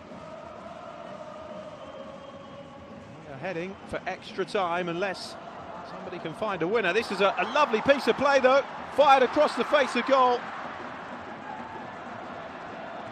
Here's Nakano. Knocked on by Matsumoto to Nakano again. It's a throw for Sanfrecce Hiroshima. Arslan. Mitsuta looking for Pazienza. Sasaki. Arslan. It's as though his scoring run is coming to an end unless he can grab one in extra time. Sasaki. Oh, indeed, right at the end here. Sasaki with the ball forward to Mitsuta.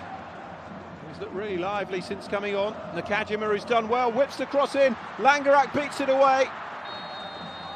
And then the whistle goes. Matsumoto trying to follow in. Catching the defender. Great run from Mitsuta. Something of a surprise he didn't start the game. It was also a surprise when he was taken off in the first leg. He looks a talent, Yotaro Nakajima. Seen too much of him this season, just 9 appearances in J1. It's his second appearance in the Levain Cup this season. The 18-year-old has shown plenty of ability since coming on.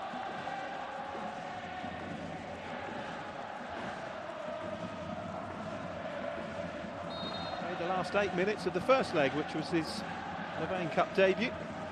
Significantly longer here.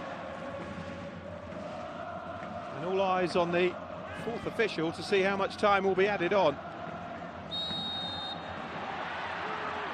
And handball given against Nakajima.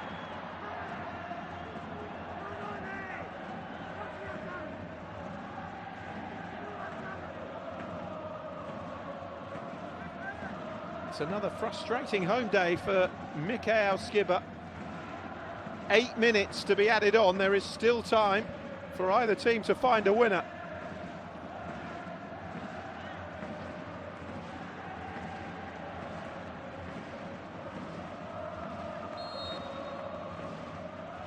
Kawazura over the free kick.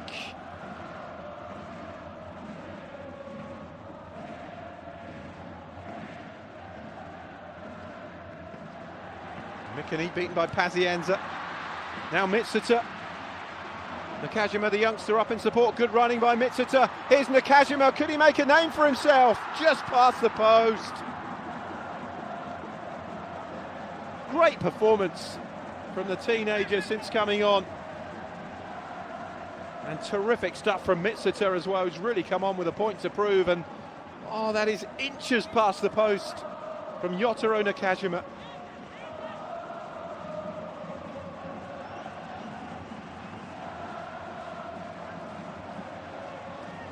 Would have been his first senior goal. What a moment to get it. Corner for Sanfrecce. Whipped across the box, but again well defended by Nagoya Grampus. Mitsuta picks up the loose ball, feeds it back to Kawanami. The whistle's gone here. Nagoya Grampus have a player down off the ball. It's Kensuke Nagai. Just holding the ankle.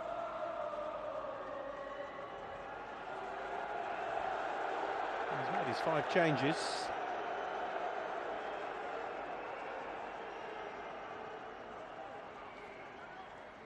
See what happens here. Yeah, he's clattered into from behind Kensuke Nagai by Tolgay Arslan.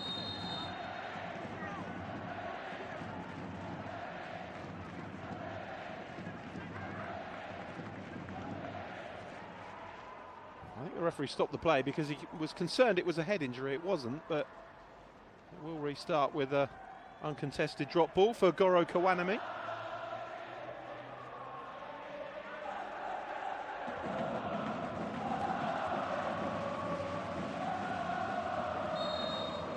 Ahead of Mikuni.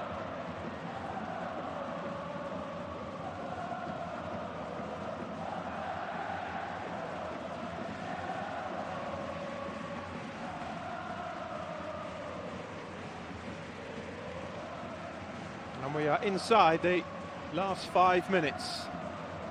A goal just 9 minutes in from Patrick, the Brazilian striker of Nagoya Grampus. Set to send us to the extra half an hour in a quarter-final match that was always going to be hard fought between these two. Here's Arslan.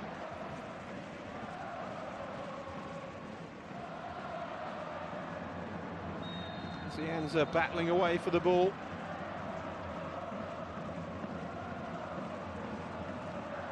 Had that chance, didn't he? Caught it well enough. It's a good save from Langerak. Another option for Mikhail Skiba going forward for the remainder of the season.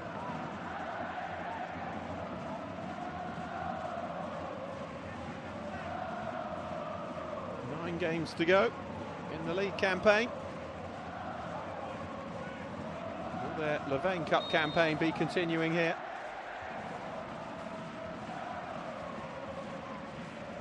Free kick for Nagoya Grampus.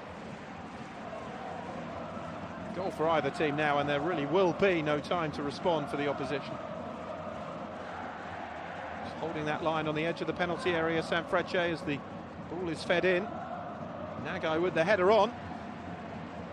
They're picking up the pieces though, but one back again by Nagai. And another free kick for Nagoya Grampus.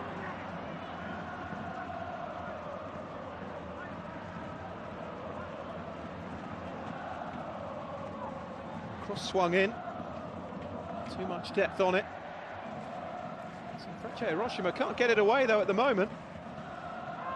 Flicked up in the air by Nagaki. Kazienza beaten to it. Kawazura can't bring it down. Sent on really well by Nakajima to Mitsuta. Good pressure from Mitsuta on Takumato. Rode the challenge well though. On by Nakayama. Nogami.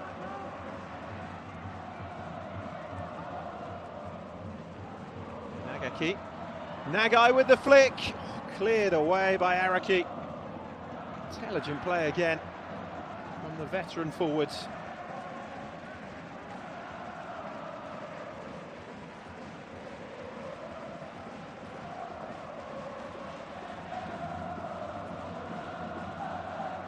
Here's Nakayama.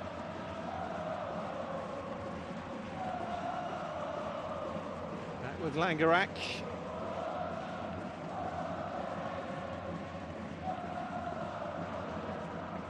Strong header from Araki. Kennedy Mikini helps it on. Higashi's header.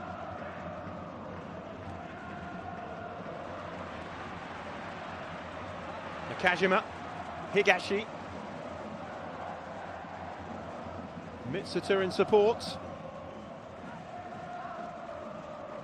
Arslan. Now Mitsuta. Space for the shot. No power on it. I think it was blocked on the way through as well. And another routine save for Micho Langerak.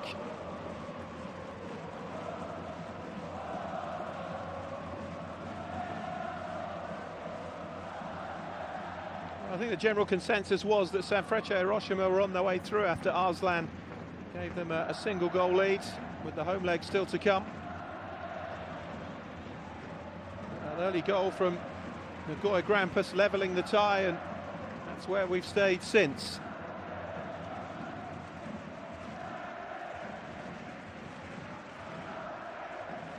May not ultimately end in defeat here tonight, but it will be the fourth time inside 90 minutes that Sanfrecce Hiroshima have lost at home this season.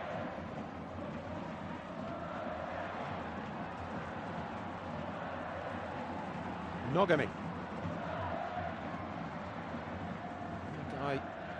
Looking for the flick off from Juncker, but Juncker couldn't get the ball. It's a free kick for Sanfrecce. We're into the final 20 seconds.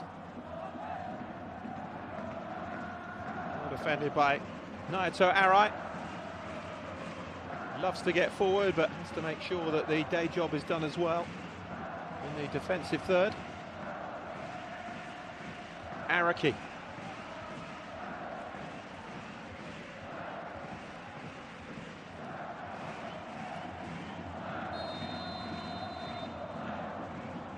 And it will be the extra half an hour. For only the second time this season, Sanfrecce Hiroshima failed to score in 90 minutes. And the first time since a goalless draw with the champions Vissel Kobe back in March.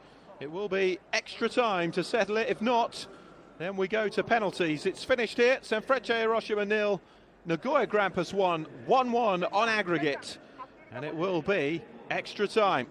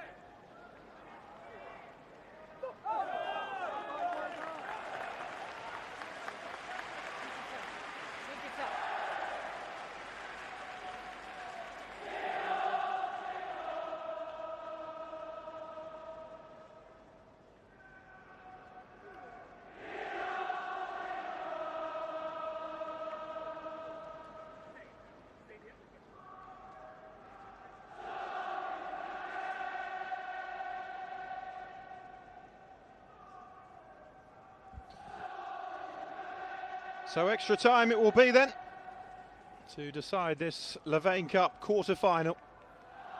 1-1 on aggregate. 30 minutes to find a winner, or it will be a penalty shootout. Prize for the winner, a place in the semi-finals against Yokohama F. Marinos. Well, he looks exhausted and he's been on the bench, Kenta Hasegawa.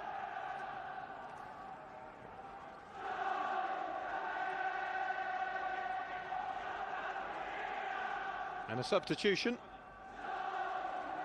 sees Yuki Nogami taken out of the firing line and replaced by Ha-Chang Rei.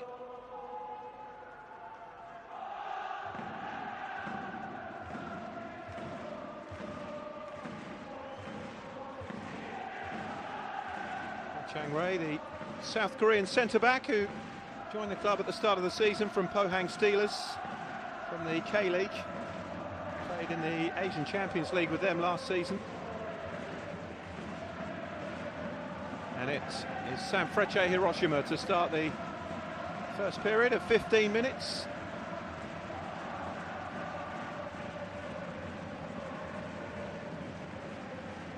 So Kenta Hasegawa getting his one extra substitution for the extra time in early. And swapping the right wing back. Nogami was struggling a bit, wasn't he, with cramp towards the end of the 90 minutes.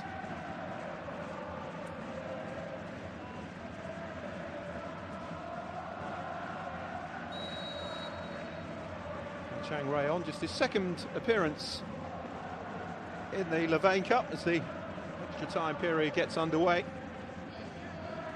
Been a regular in the league though, the Korean. He's played 20 times, scored twice goals against Kashiwa Reysol and Kawasaki Frontale this season.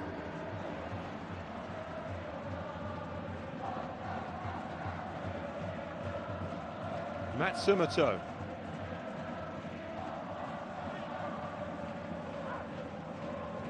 Higashi. Mitsuta just wide. It's a decent chance. He's really lively since coming on. Mitsuta instantly up to the pace of the game and causing problems all over the Nagoya Grampus defence.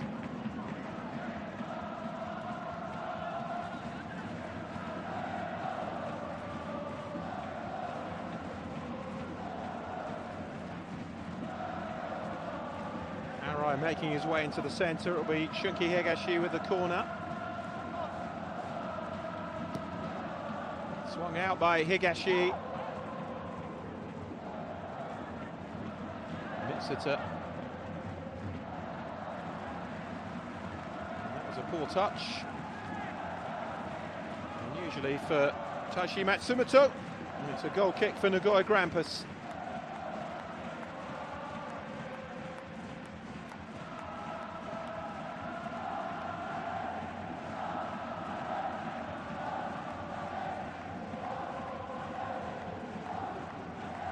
Been a battle this quarter-final. It was always going to be though. Despite the mammoth points gap and gap between the sides in J1, there is very little to choose between these two sides on any given day. Just the consistency has been better this season from Sanfrecce. Araki. Matsumoto. By Nakano to Arai. Still got 3 changes in hand, Mikhail Skipper. He's only used 3. Hasegawa has used all his.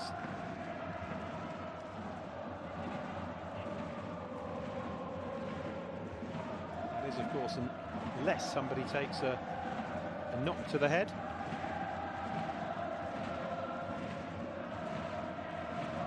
Launched by Langerak.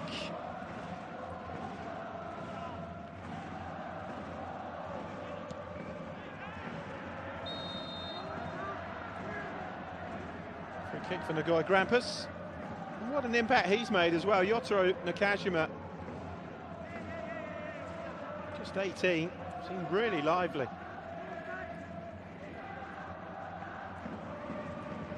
Featured sporadically in J1 this season, but hadn't played in this competition until the last 8 minutes of the first leg in Nagoya. He's played really well. Mikhail Skibber will be delighted with his input as he ends up chasing this one. Sumato's header down. As he ends up beaten to that, here's Inagaki. Nakayama releasing Kensuke Nagai. Couldn't get the cross in though, well defended by Sasaki. Great battle between the two veterans, Nagai 35, Sasaki 34.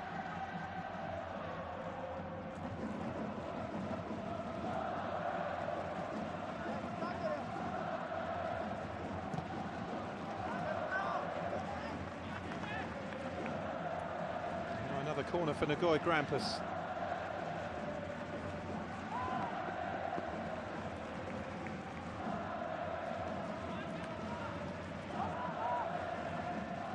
Kasper Juncker being watched by Naoto Arai.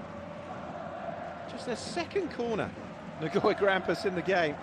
Just the one in 90 minutes. Sanfrecce with 10 times as many, and yet it's Nagoya Grampus who lead on the night.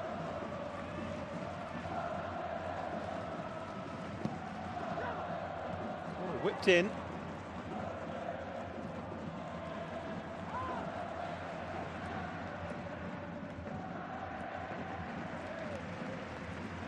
It's going to be a throw for Sanfrecce Hiroshima.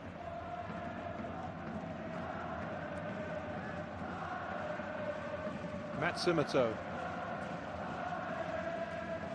Arslan. Gets it back from Sasaki. Here's Arslan again. Matsumoto. Back from Nakano. Arai.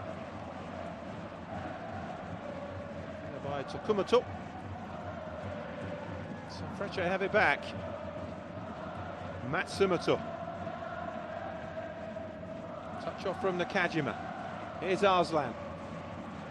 Sasaki up in support as again Sanfrecce try and condense the game and force an opening here. Puts into the centre, headed away by Kawazura.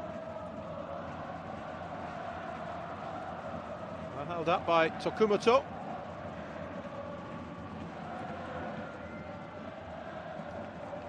Araki's header away.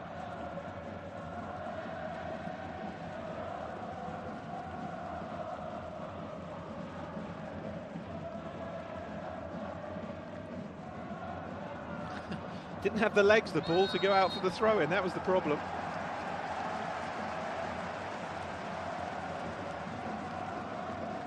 And a rather needless foul given away in truth.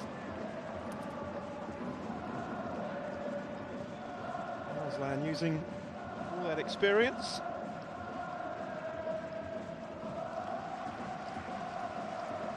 For the likes of Fenerbahce and Beşiktaş in Turkey, Hamburg in Germany, Udinese in Italy.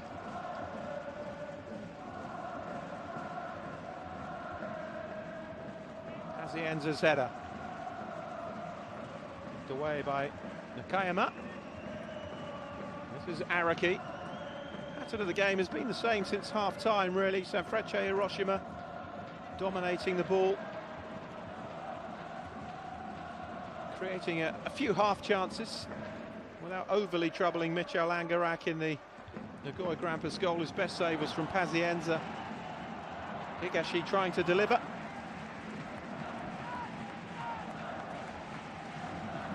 Sanfrecce Hiroshima throw. Higashi.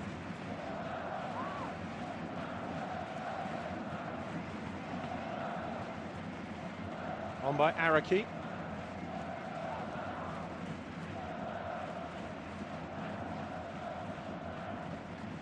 There's Matsumoto. Arai.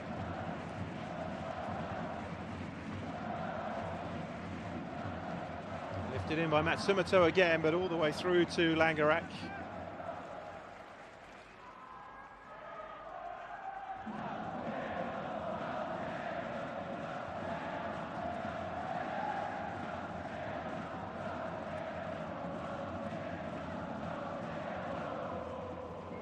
Well, I think if you'd have offered penalties to Nagoya Grampus before the match, they probably would have taken it, given they were a goal down from the first leg. They could be in behind here, great chance, and it's pulled across the face of goal from Tsukasa Morishima. Flag was up anyway, though, wouldn't have counted, or certainly at least it would have gone to VAR. Yeah, he is off. Certainly wouldn't have counted. Just needed to time that run better, Morishima, and the finish wasn't up to scratch anyway.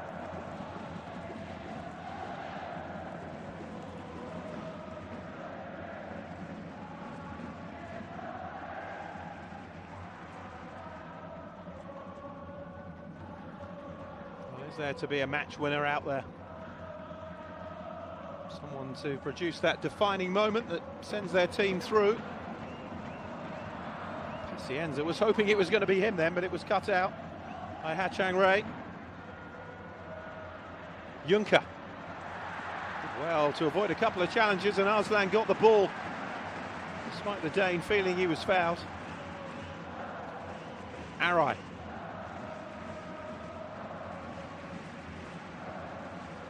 Sanfrecce throw, Arslan.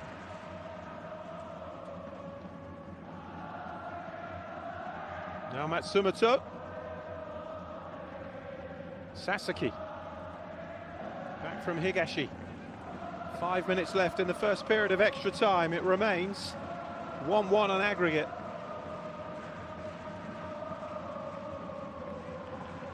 Matsumoto.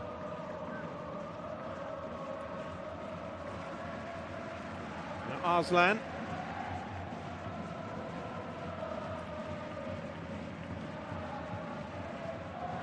Kano, good run forward. Was that a foul? Yeah, referee thought about it. It is a free kick to Sanfrecce Hiroshima.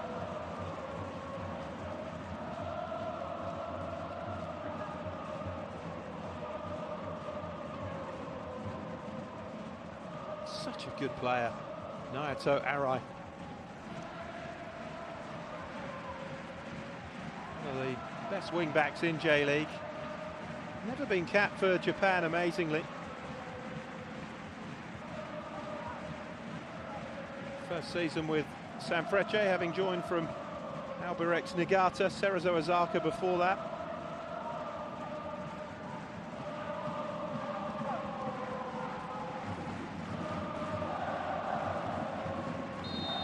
Cienza looking for a bit of space in there. What a chance to make a name for yourself at a new club in a cup quarter-final. If you could grab the winner as a centre forward. It's whipped in and it's in. Sanfrecce Hiroshima do get the breakthrough goal. Shunki Higashi. Micho Langerak finally beaten. And Sanfrecce Hiroshima back in front in the tie. Well, they were standing waiting for the delivery. Instead, Higashi went for the far post and found it with perfection. Fabulous free kick from Shunki Higashi, the left wing back of Sanfrecce Hiroshima. And the league leaders take a small step towards a potential semi-final in the Levain Cup. 1-1 on the night, 2-1 on aggregate for Sanfrecce Hiroshima. And Kenta Hasegawa's team have it all to do again.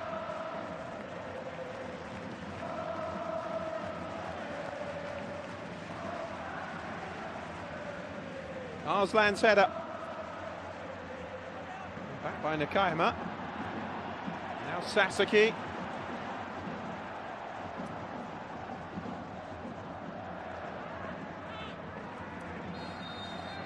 Well, they have been worth the goal. It's been Sanfrecce who the team been asking most of the questions since half-time. And Nagoya Grampus' terrific defence finally breached with a wondrous moment from Shunki Higashi.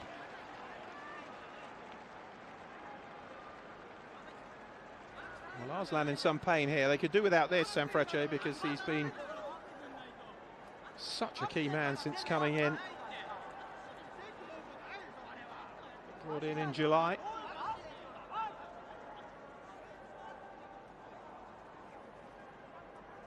Mikhail Skibber may take this opportunity, with the side having just gone in front, to perhaps shore things up again with a few changes. Well, there's the incident. Arslan just catching Nakayama. It looked like a foul actually from Arslan, but he's come out the worst.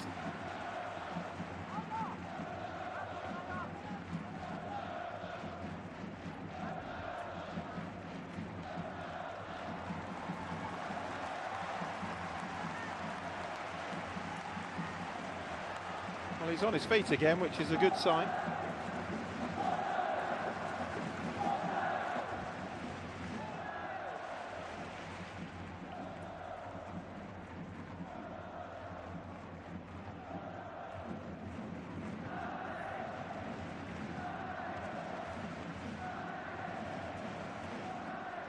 Tsukasa Shiotani is coming on for Arslan.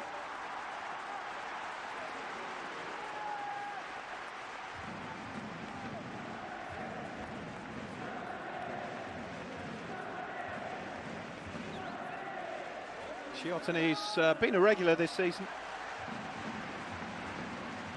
Just a minute to be added on at the end of this first spell of extra time. Shiotani, who returned to the club in 2021 after 4 years away, playing for Al Ain in the United Arab Emirates.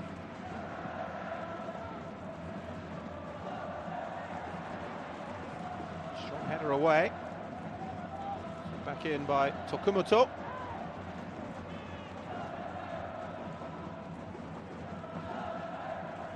Tokumoto again, wasting no time in sending the ball towards the penalty area. Sasaki's header out.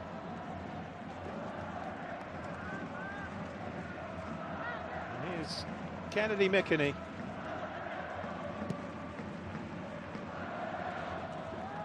Sasaki's header away. Kasper Juncker with the touch off though. Back again with the Dane.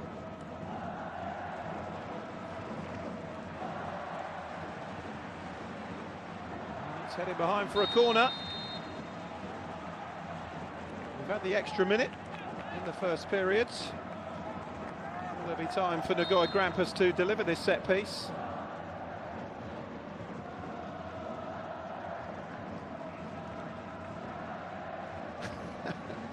Well, that's sportsmanship at its best, isn't it? Hiroshima just helping out Yotaro Nakajima, who has just needed a bit of a backstretch.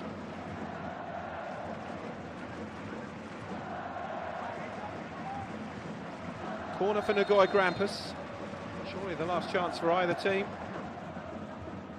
And the header whipped onto the back post. Now Kasper Juncker. Flick on from Kensuke Nagai. It was too high for Kasper Juncker. And then just headed over the crossbar. And that indeed is the final action of the first period of extra time that has seen Sanfrecce Hiroshima get the breakthrough. Shunki Higashi's free kick finding the far corner to level up the scores on the night. Let's see Sanfrecce Hiroshima leading 2-1 on aggregate.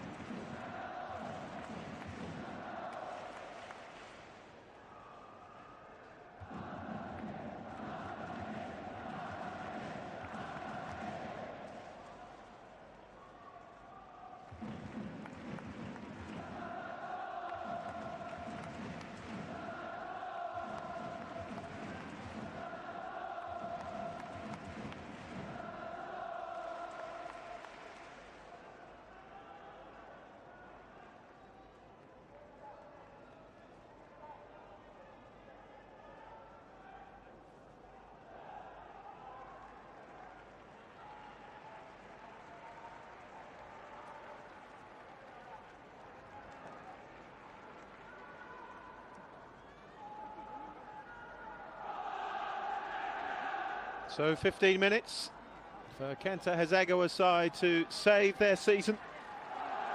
If they do go out here, there will be no silverware in 2024 for Nagoya Grampus.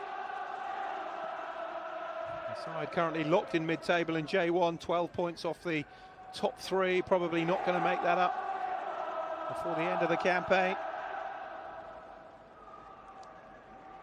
Sanfrecce Hiroshima, 15 minutes away from a place in the Levain Cup semi-finals for what will be another blockbuster against Yokohama F. Marinos. And the man whose goal may well have won this contest is being replaced. Higashi making way. Sama Henry Iyoha as the replacement.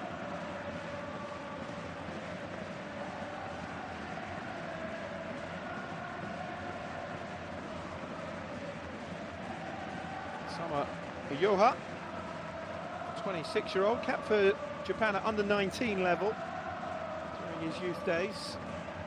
Doesn't feature much, he's played just twice in J1 this season, Iyoha.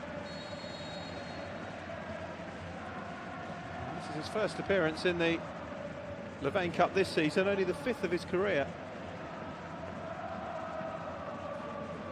Who arrived from Kyoto Sanga.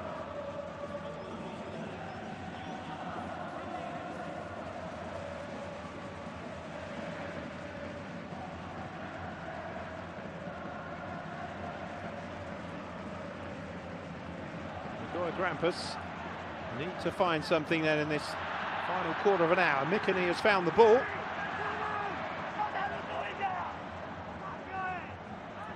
Mitsuta preventing him from carrying the ball further forward. Here's Kawazura. Now Hiroshima. Poor ball back to Hiroshima from Kawazura, and it's just thumped into touch.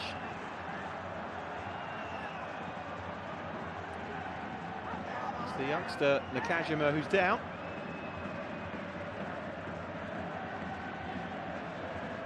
And the Sanfrecce Hiroshima bench not happy. That's what they're complaining about. The arm across the face of Nakajima from Kennedy Mikini. There was certainly no elbow though. Kennedy Mikini going back just to check that Nakajima is okay. I'm not sure Mikhail Skibber's read that right, in fairness. It was an arm just to fend off the challenge of Nakajima, which did catch him in the face. It was painful. It certainly wasn't an elbow or anything more sinister.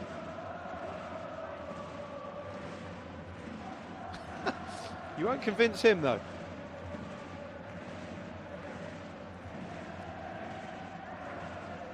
He's been a real ray of light since coming on, Nakajima.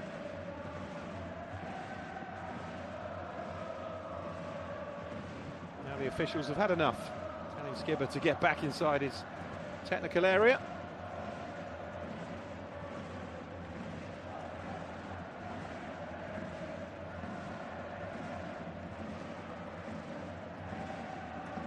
Nakajima is okay, and it's a throw for Nagoya Grampus, which Tokumoto will take. Not too many options though. Forced to throw it infield to Mikini.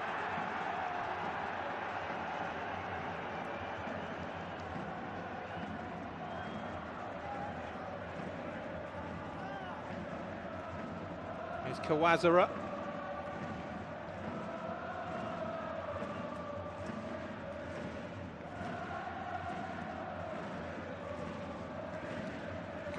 Again. Challenged by Arai. Down by Matsumoto.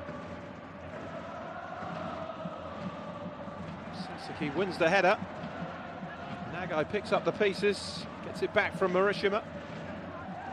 Back heel from Nagai was a lovely ball. The cross in by Tokumoto, punched away by Kawanami. And now Mitsuta loses the ball. Nagai to the edge of the penalty area. The foot was high though from Sho Inagaki. Free kick for Sanfrecce Hiroshima.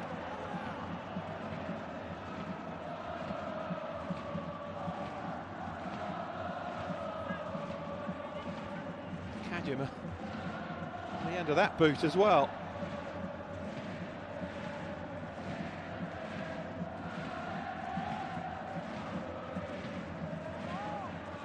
Sasaki struggling a bit here, the Sanfrecce Hiroshima captain.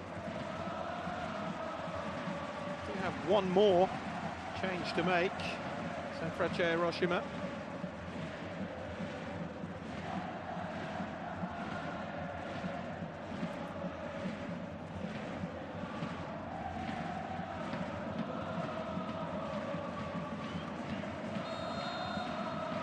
I think you could ask any more of his side. Kenta Hasegawa, they've done really well. Toughest opposition in Japan at the moment, Sanfrecce Hiroshima, in terms of current form. Side that doesn't lose many games.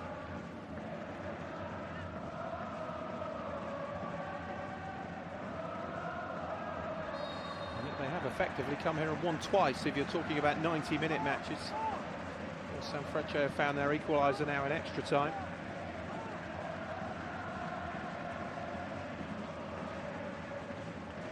Inside the last 10 minutes. Sanfrecce Hiroshima heading through as it stands, 2-1 on aggregate to face Yokohama F. Marinos. And Mikael Skibber is about to make his final throw of the dice. In order of it, Sho Sasaki's coming off, he's really struggling.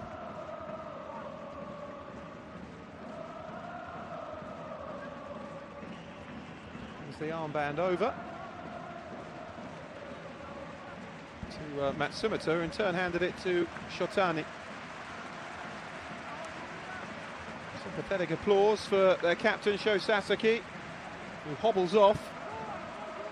He's hobbled off, Arslan has hobbled off, and therein lies the problem when you're chasing a treble. That's why it's so hard to do. And he's replaced by Sota Koshimichi.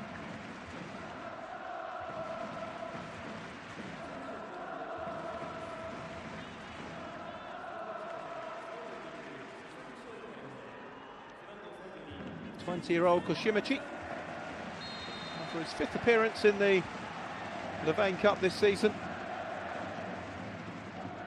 Another from the Sanfrecce Hiroshima youth ranks. He's featured plenty from the bench in J1 this season. 18 league appearances, 13 from the bench. Here's Kensuke Nagai. Didn't have too much support. Oh, goodness me, it's a horrific own goal. And Nagoya Grampus have been gifted an equaliser.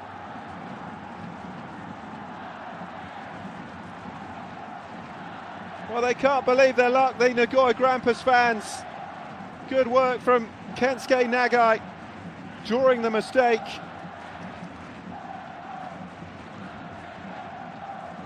And a horrendous own goal. There's nothing on here from Nagai, fires the ball across. And in his desperation to get back and keep the ball out, Shota Koshimichi, who's only just come on. His first touch is an own goal. And it is Sanfrecce Hiroshima 1, Nagoya Grampus 2. 2-2 on aggregate. And what a horrible, horrible moment for Shota Koshimichi. Literally on the field because of an injury to Sho Sasaki. And his first touch is to fire it past his own goalkeeper, Goro Kawanami. And we are level again on aggregate at 2-2.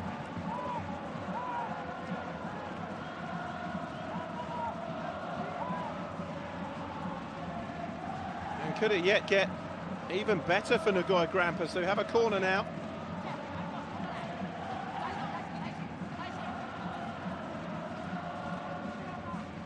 Couldn't extraordinary cup tie this has been.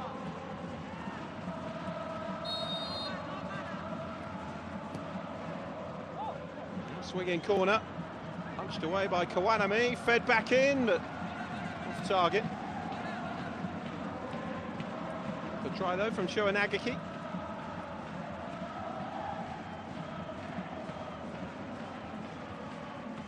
Six minutes away from penalties. Sanfrecce thought they'd done enough with Higashi's free kick going in, but nobody could have foreseen the impact that Shota Koshimichi would have. Off the bench, first touch past his own goalkeeper and levels the tie for Nagoya Grampus.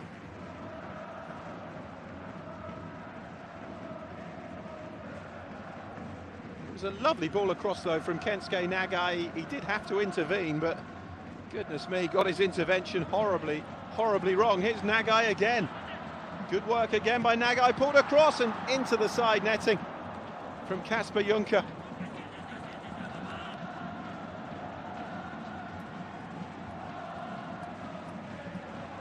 If only Nagai could start games and play the full 90. He either starts and is taken off, or he comes off the bench, and what an effect he's had. Never stops running, Kensuke Nagai. And it's his industry that has brought about Nagoya Grampus' equaliser, albeit in mightily fortuitous circumstances.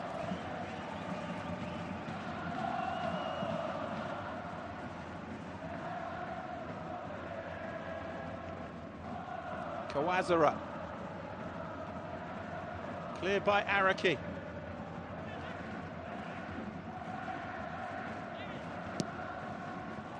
Launched by Arai.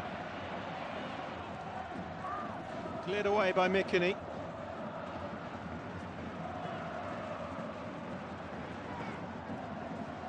Spread out by Nakajima. Fired in. And into the side netting. Well, half the stadium were on their feet. They thought it was in. It was Koshimichi. What a way to make up for his own goal that would have been, and he wasn't too far away, inches past the post.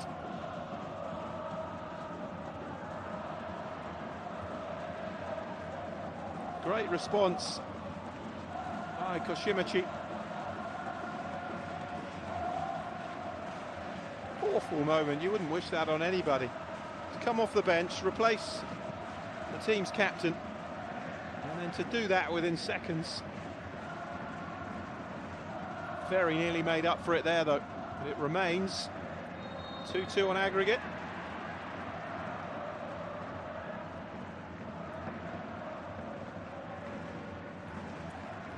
Well, they've been the better team, Sanfrecce Hiroshima, in both legs, there's no doubting that, but can't help but admire the stickability of Nagoya Grampus.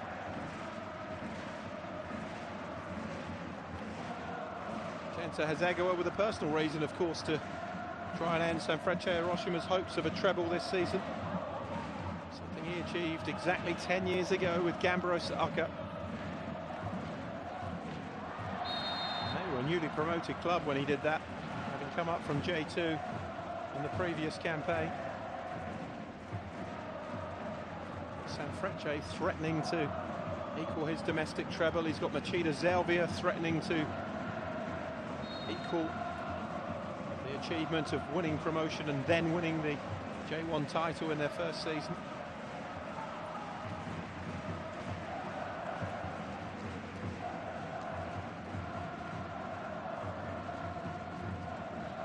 They're out by Kayama. Sanfrecce still with the ball though, with Yoha. Now Matsumoto. Yoha made the run forward for him. Here's Matsumoto again.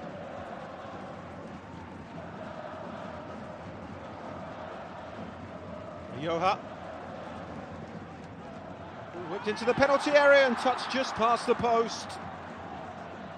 Arai very nearly on the end of it. He's claiming the last touch was off a Nagoya Grampus player.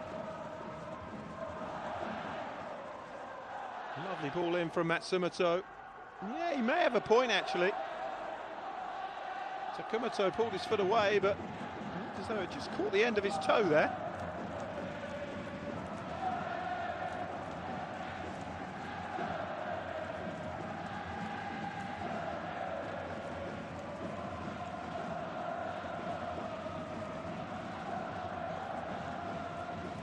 Oh, what a largely frustrating night it's been for Sanfrecce Hiroshima.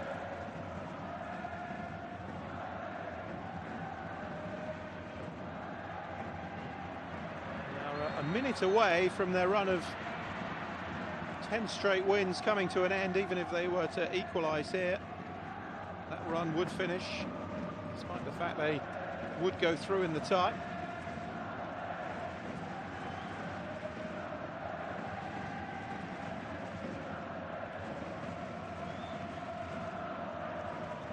And we are 30 seconds away from a penalty shootout.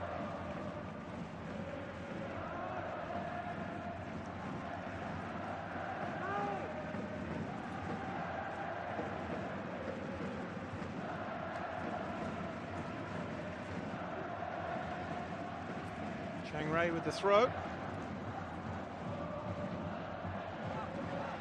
Stabbed away for Mitsuta to chase, who's got pace, but Kawazura had a head start and he needed it. Nakajima. Matsumoto. Spread out to Arai. Last touch off Takumato. No, the last touch was off Arai. It's a throw. 3 minutes to be added on. 3 minutes for either team to prevent penalties.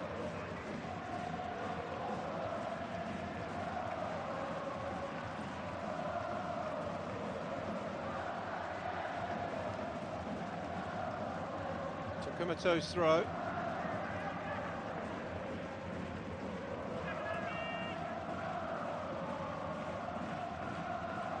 Well, he thought his goal be enough to take us to penalties, but we've had an exchange of a couple more, one each way.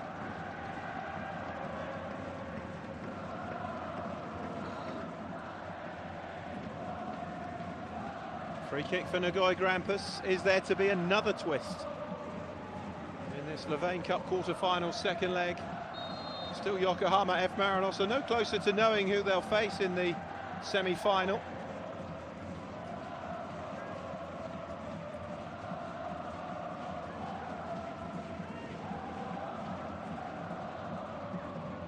Deep delivery. And they're appealing for handball here. Kasper Juncker adamant that it caught the arm of the defender.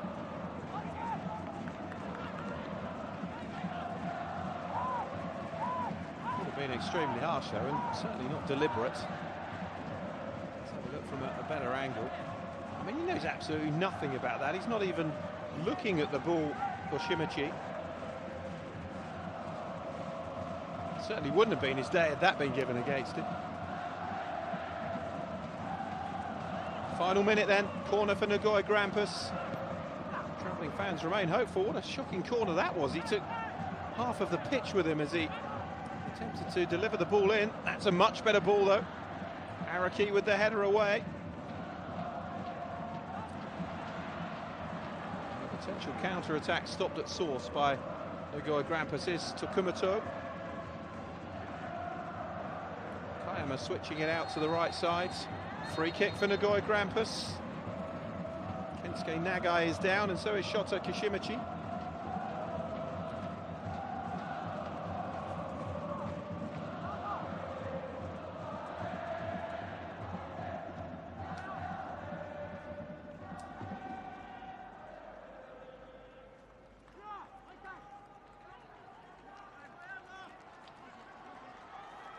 Well, there's no more changes to make, so let's hope they both get back to their feet.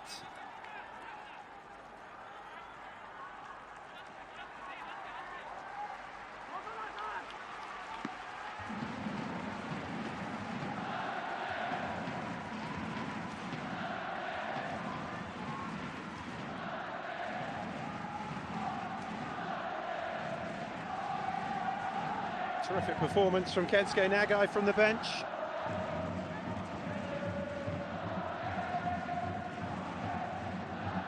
Aishi Kikuchi with the free kick for Nagoya Grampus. The 3 minutes are up at the end of extra time. If this goes in, it wins the game, as simple as that. In by Kikuchi, the header is off the crossbar. And then the follow-up is off the line. Fabulous stuff. And Nagoya Grampus within a whisker of winning it. Mikini with the initial header and denied by the width of the bar. And it will be penalties to decide who goes through to the semi-finals.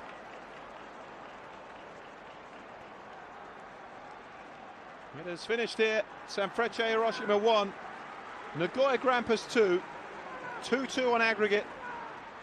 And it will be a penalty shootout to decide who goes through to the semi-finals in October to face Yokohama F. Marinos.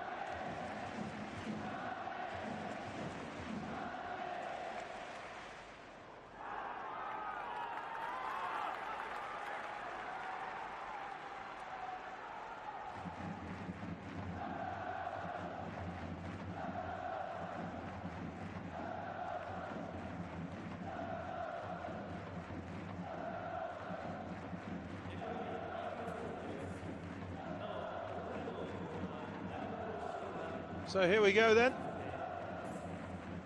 5 penalties each, and maybe more, to decide a place in the semi-finals of the Levain Cup. Yokohama F. Marinos have done their job, knocking out Hokkaido Consadole Sapporo to put their place in the last 4. But who will they face?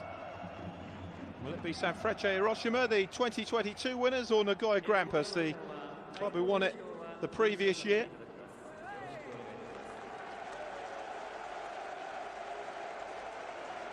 Well, it's been a terrific game. Arslan giving Sanfrecce the advantage in midweek with a 1-0 win in Nagoya. Credit to Grampus. Patrick seeing them win 1-0 in the 90 minutes. Higashi then putting Sanfrecce back in front with a wonderful free kick. And then a truly unfortunate moment when Koshimachi came on to replace his injured captain Sho Sasaki and put through his own goal instantaneously. And that's the goal that has sent us to penalties here. And it is the time for the goalkeepers to shine. Michel Langerak of Nagoya Grampus, or Goro Kawanami for Sanfrecce Hiroshima, with the chance to become heroes.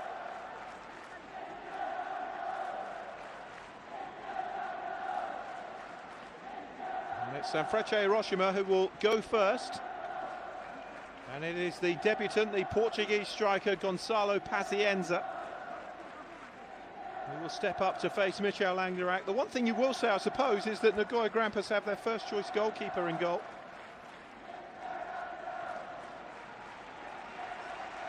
Whereas Goro Kawanami is very much second choice and the goalkeeper for the cup competitions for Sanfrecce.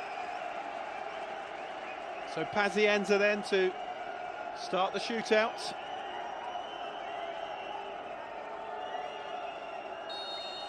In front of the Nagoya Grampus supporters. And he blasts it over the top. It's an awful penalty on his debut. And it is advantage Nagoya Grampus. It's a horrendous penalty from Gonçalo Pacienza. Well, his substitutes are certainly making their mark, aren't they? Koshimachi with the own goal, and now Pacienza missing the first penalty. And it is one of the former Sanfrecce Hiroshima players, Sho Inagaki, to step up first for Nagoya Grampus. And he finds the corner. 1-0 to Nagoya Grampus. And if they can keep it clean and score their next 4, then they will go through, and Sanfrecce's treble dream will be over. I mean, there is no worse possible way to start a penalty shootout than a penalty like that from Pacienza. It's one thing if it's saved, but to blaze it over the top like that into the Nagoya supporters. Makoto Mitsuta. Pressure on now. Langerak looking confident though in the Nagoya Grampus goal. And that's why. Saved by Langerak. And Nagoya Grampus with the opportunity to have a 2-goal advantage in the shootout. Straight down the middle, Langerak didn't move. And in fairness, he looked an imposing figure between the posts, the Australian goalkeeper. Pacienza's over the top, Mitsuta straight at the goalkeeper. And if Nagoya Grampus score this, it will be a giant step towards the semi-finals. And it is Michel Langerak, the Nagoya Grampus goalkeeper, who's just saved one, stepping up to score one. And he finds the top corner. And Nagoya Grampus lead 2-0 in the shootout. And if Sanfrecce miss the next one, Nagoya Grampus will have the next penalty to win it. Well, sometimes you just wonder in cup competitions if your name is on the trophy. In that moment when Shota Koshimachi put the ball past his own goalkeeper, Is that the moment that suggested their name is on it? And now it's the 18-year-old Nakajima who came on and played really well, but goodness me, talk about pressure on young shoulders here. He simply has to score this to keep Sanfrecce Hiroshima's hairbreadth hopes alive. Langerak again looking confident, but Nakajima scores. And Sanfrecce Hiroshima finally have a goal on the board in the penalty shootout. Nagoya Grampus have this one to edge closer to the semi-finals.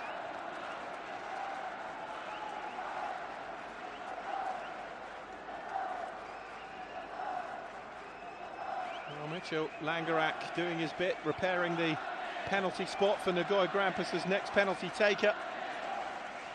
Toro Kawanami is going to have to try and produce something here. Tsukasa Marishima, another former Sanfrecce Hiroshima player to take one. Nagaki scored his, so did the goalkeeper Langerak. Can Marishima make it 3 out of 3 and put Nagoya Grampus within one spot kick of the semi-finals?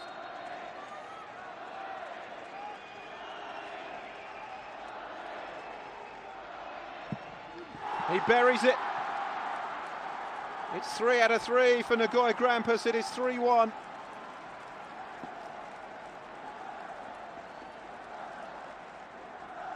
And if this next penalty is missed, Nagoya Grampus are through.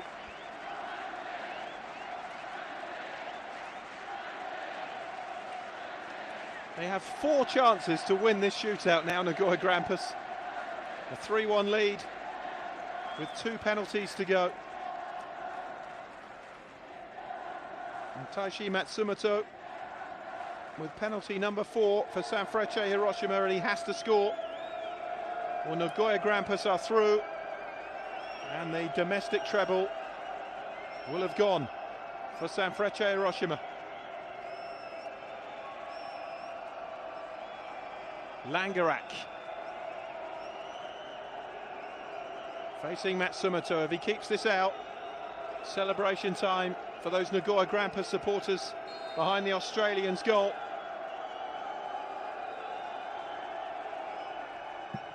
It is celebration time. Saves from Matsumoto, and Nagoya Grampus are through to the semi-finals of the Levain Cup. Pazienza over the bar, 2 saves from Mitchell Langerak. The treble dream is over for Sanfrecce Hiroshima, who of course are still on course for the double and a potential Japanese title. But Nagoya Grampus have kept their season alive here. Mitchell Langerak unquestionably the hero for those travelling supporters. 2 saves and scored one of his spot kicks as well. And only 3 spot kicks were needed for Nagoya Grampus. Inagaki, Langerak and Marishima scored them all. And it is Nagoya Grampus who go through. They win 2-1 on the night, 2-2 on aggregate. But it has finished here 3-1 on penalties to Nagoya Grampus. And it will be Nagoya Grampus against Yokohama F. Marinos in the semi-finals. The decisive save here from Micho Langerak from Matsumoto. Sanfrecce only scoring 1 of their 4 penalties, a really poor return from the shootout. But it's the Australian and Nagoya Grampus' day. It would have been a season-ending defeat. Instead, they march through to another 2-legged semi-final. The first leg against Yokohama F. Marinos, and then the second leg will again be away from home, as it was here. But today belongs to Nagoya Grampus. They have gone through 3-1 on penalties to the semi-finals.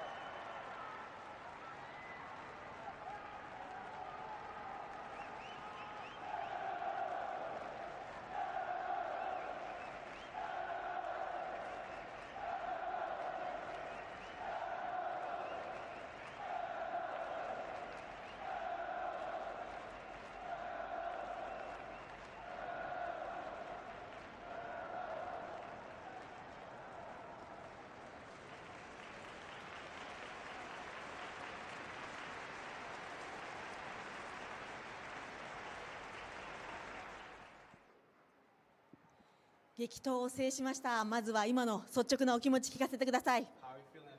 Yeah, of course, it's an amazing feeling that I can help the team there in the last moment. But it's most important that we went through and the team fought so well the whole game. It was unbelievable what the boys did.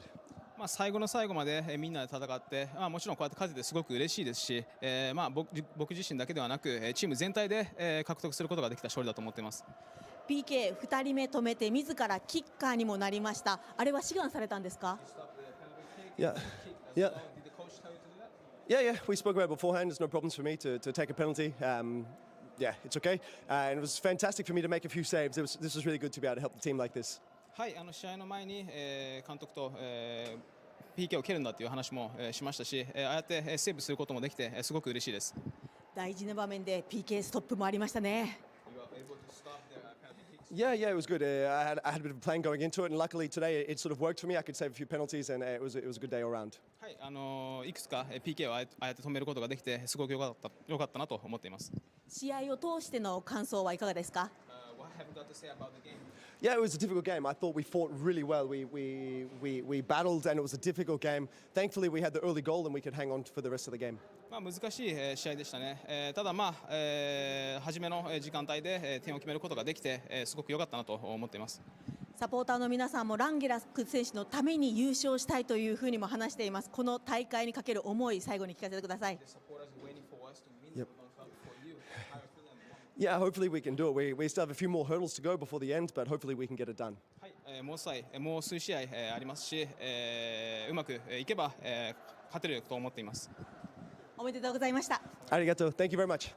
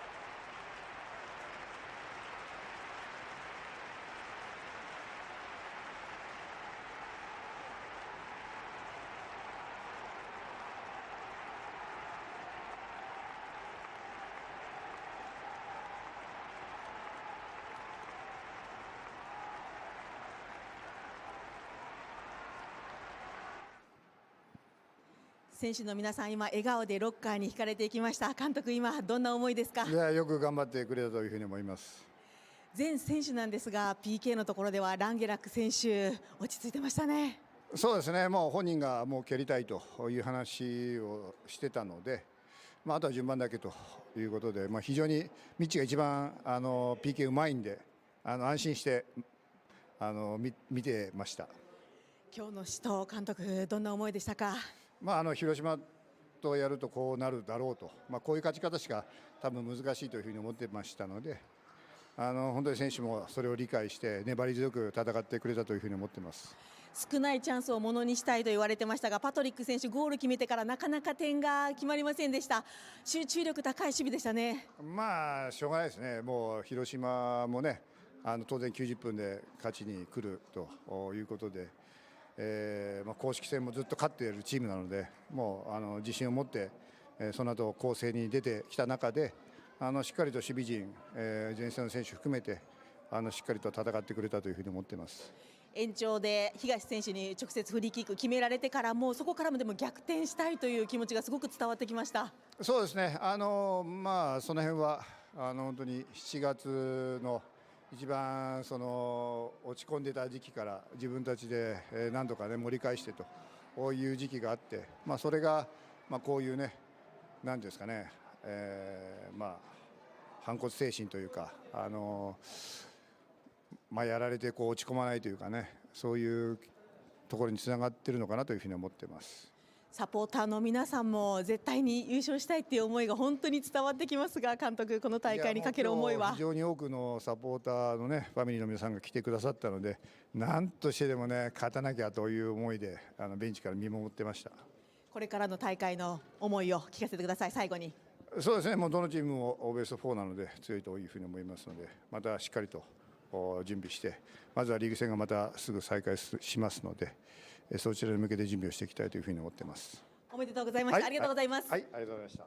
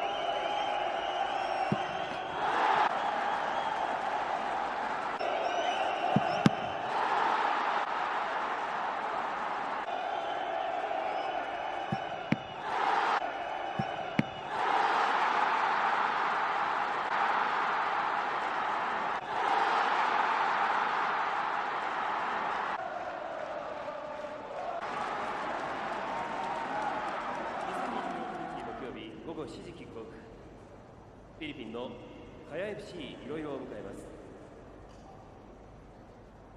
今年から新設されたアジアの大会初代王者に向けての戦いがスタートします。こちらもぜひご来場ください。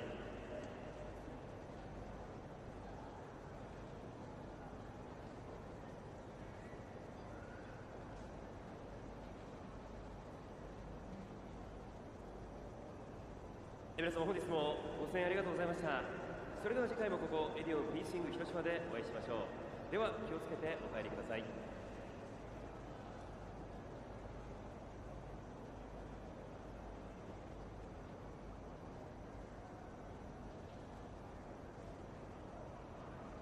まもなく閉場30分前です。まもなく場内の清掃及び閉場の準備に入るため出口ゲートを閉じます。スタンド内にいらっしゃるお客様は大変恐れ入りますが、場外へご退出いただきますようよろしくお願いいたします。本日のご来場誠にありがとうございました。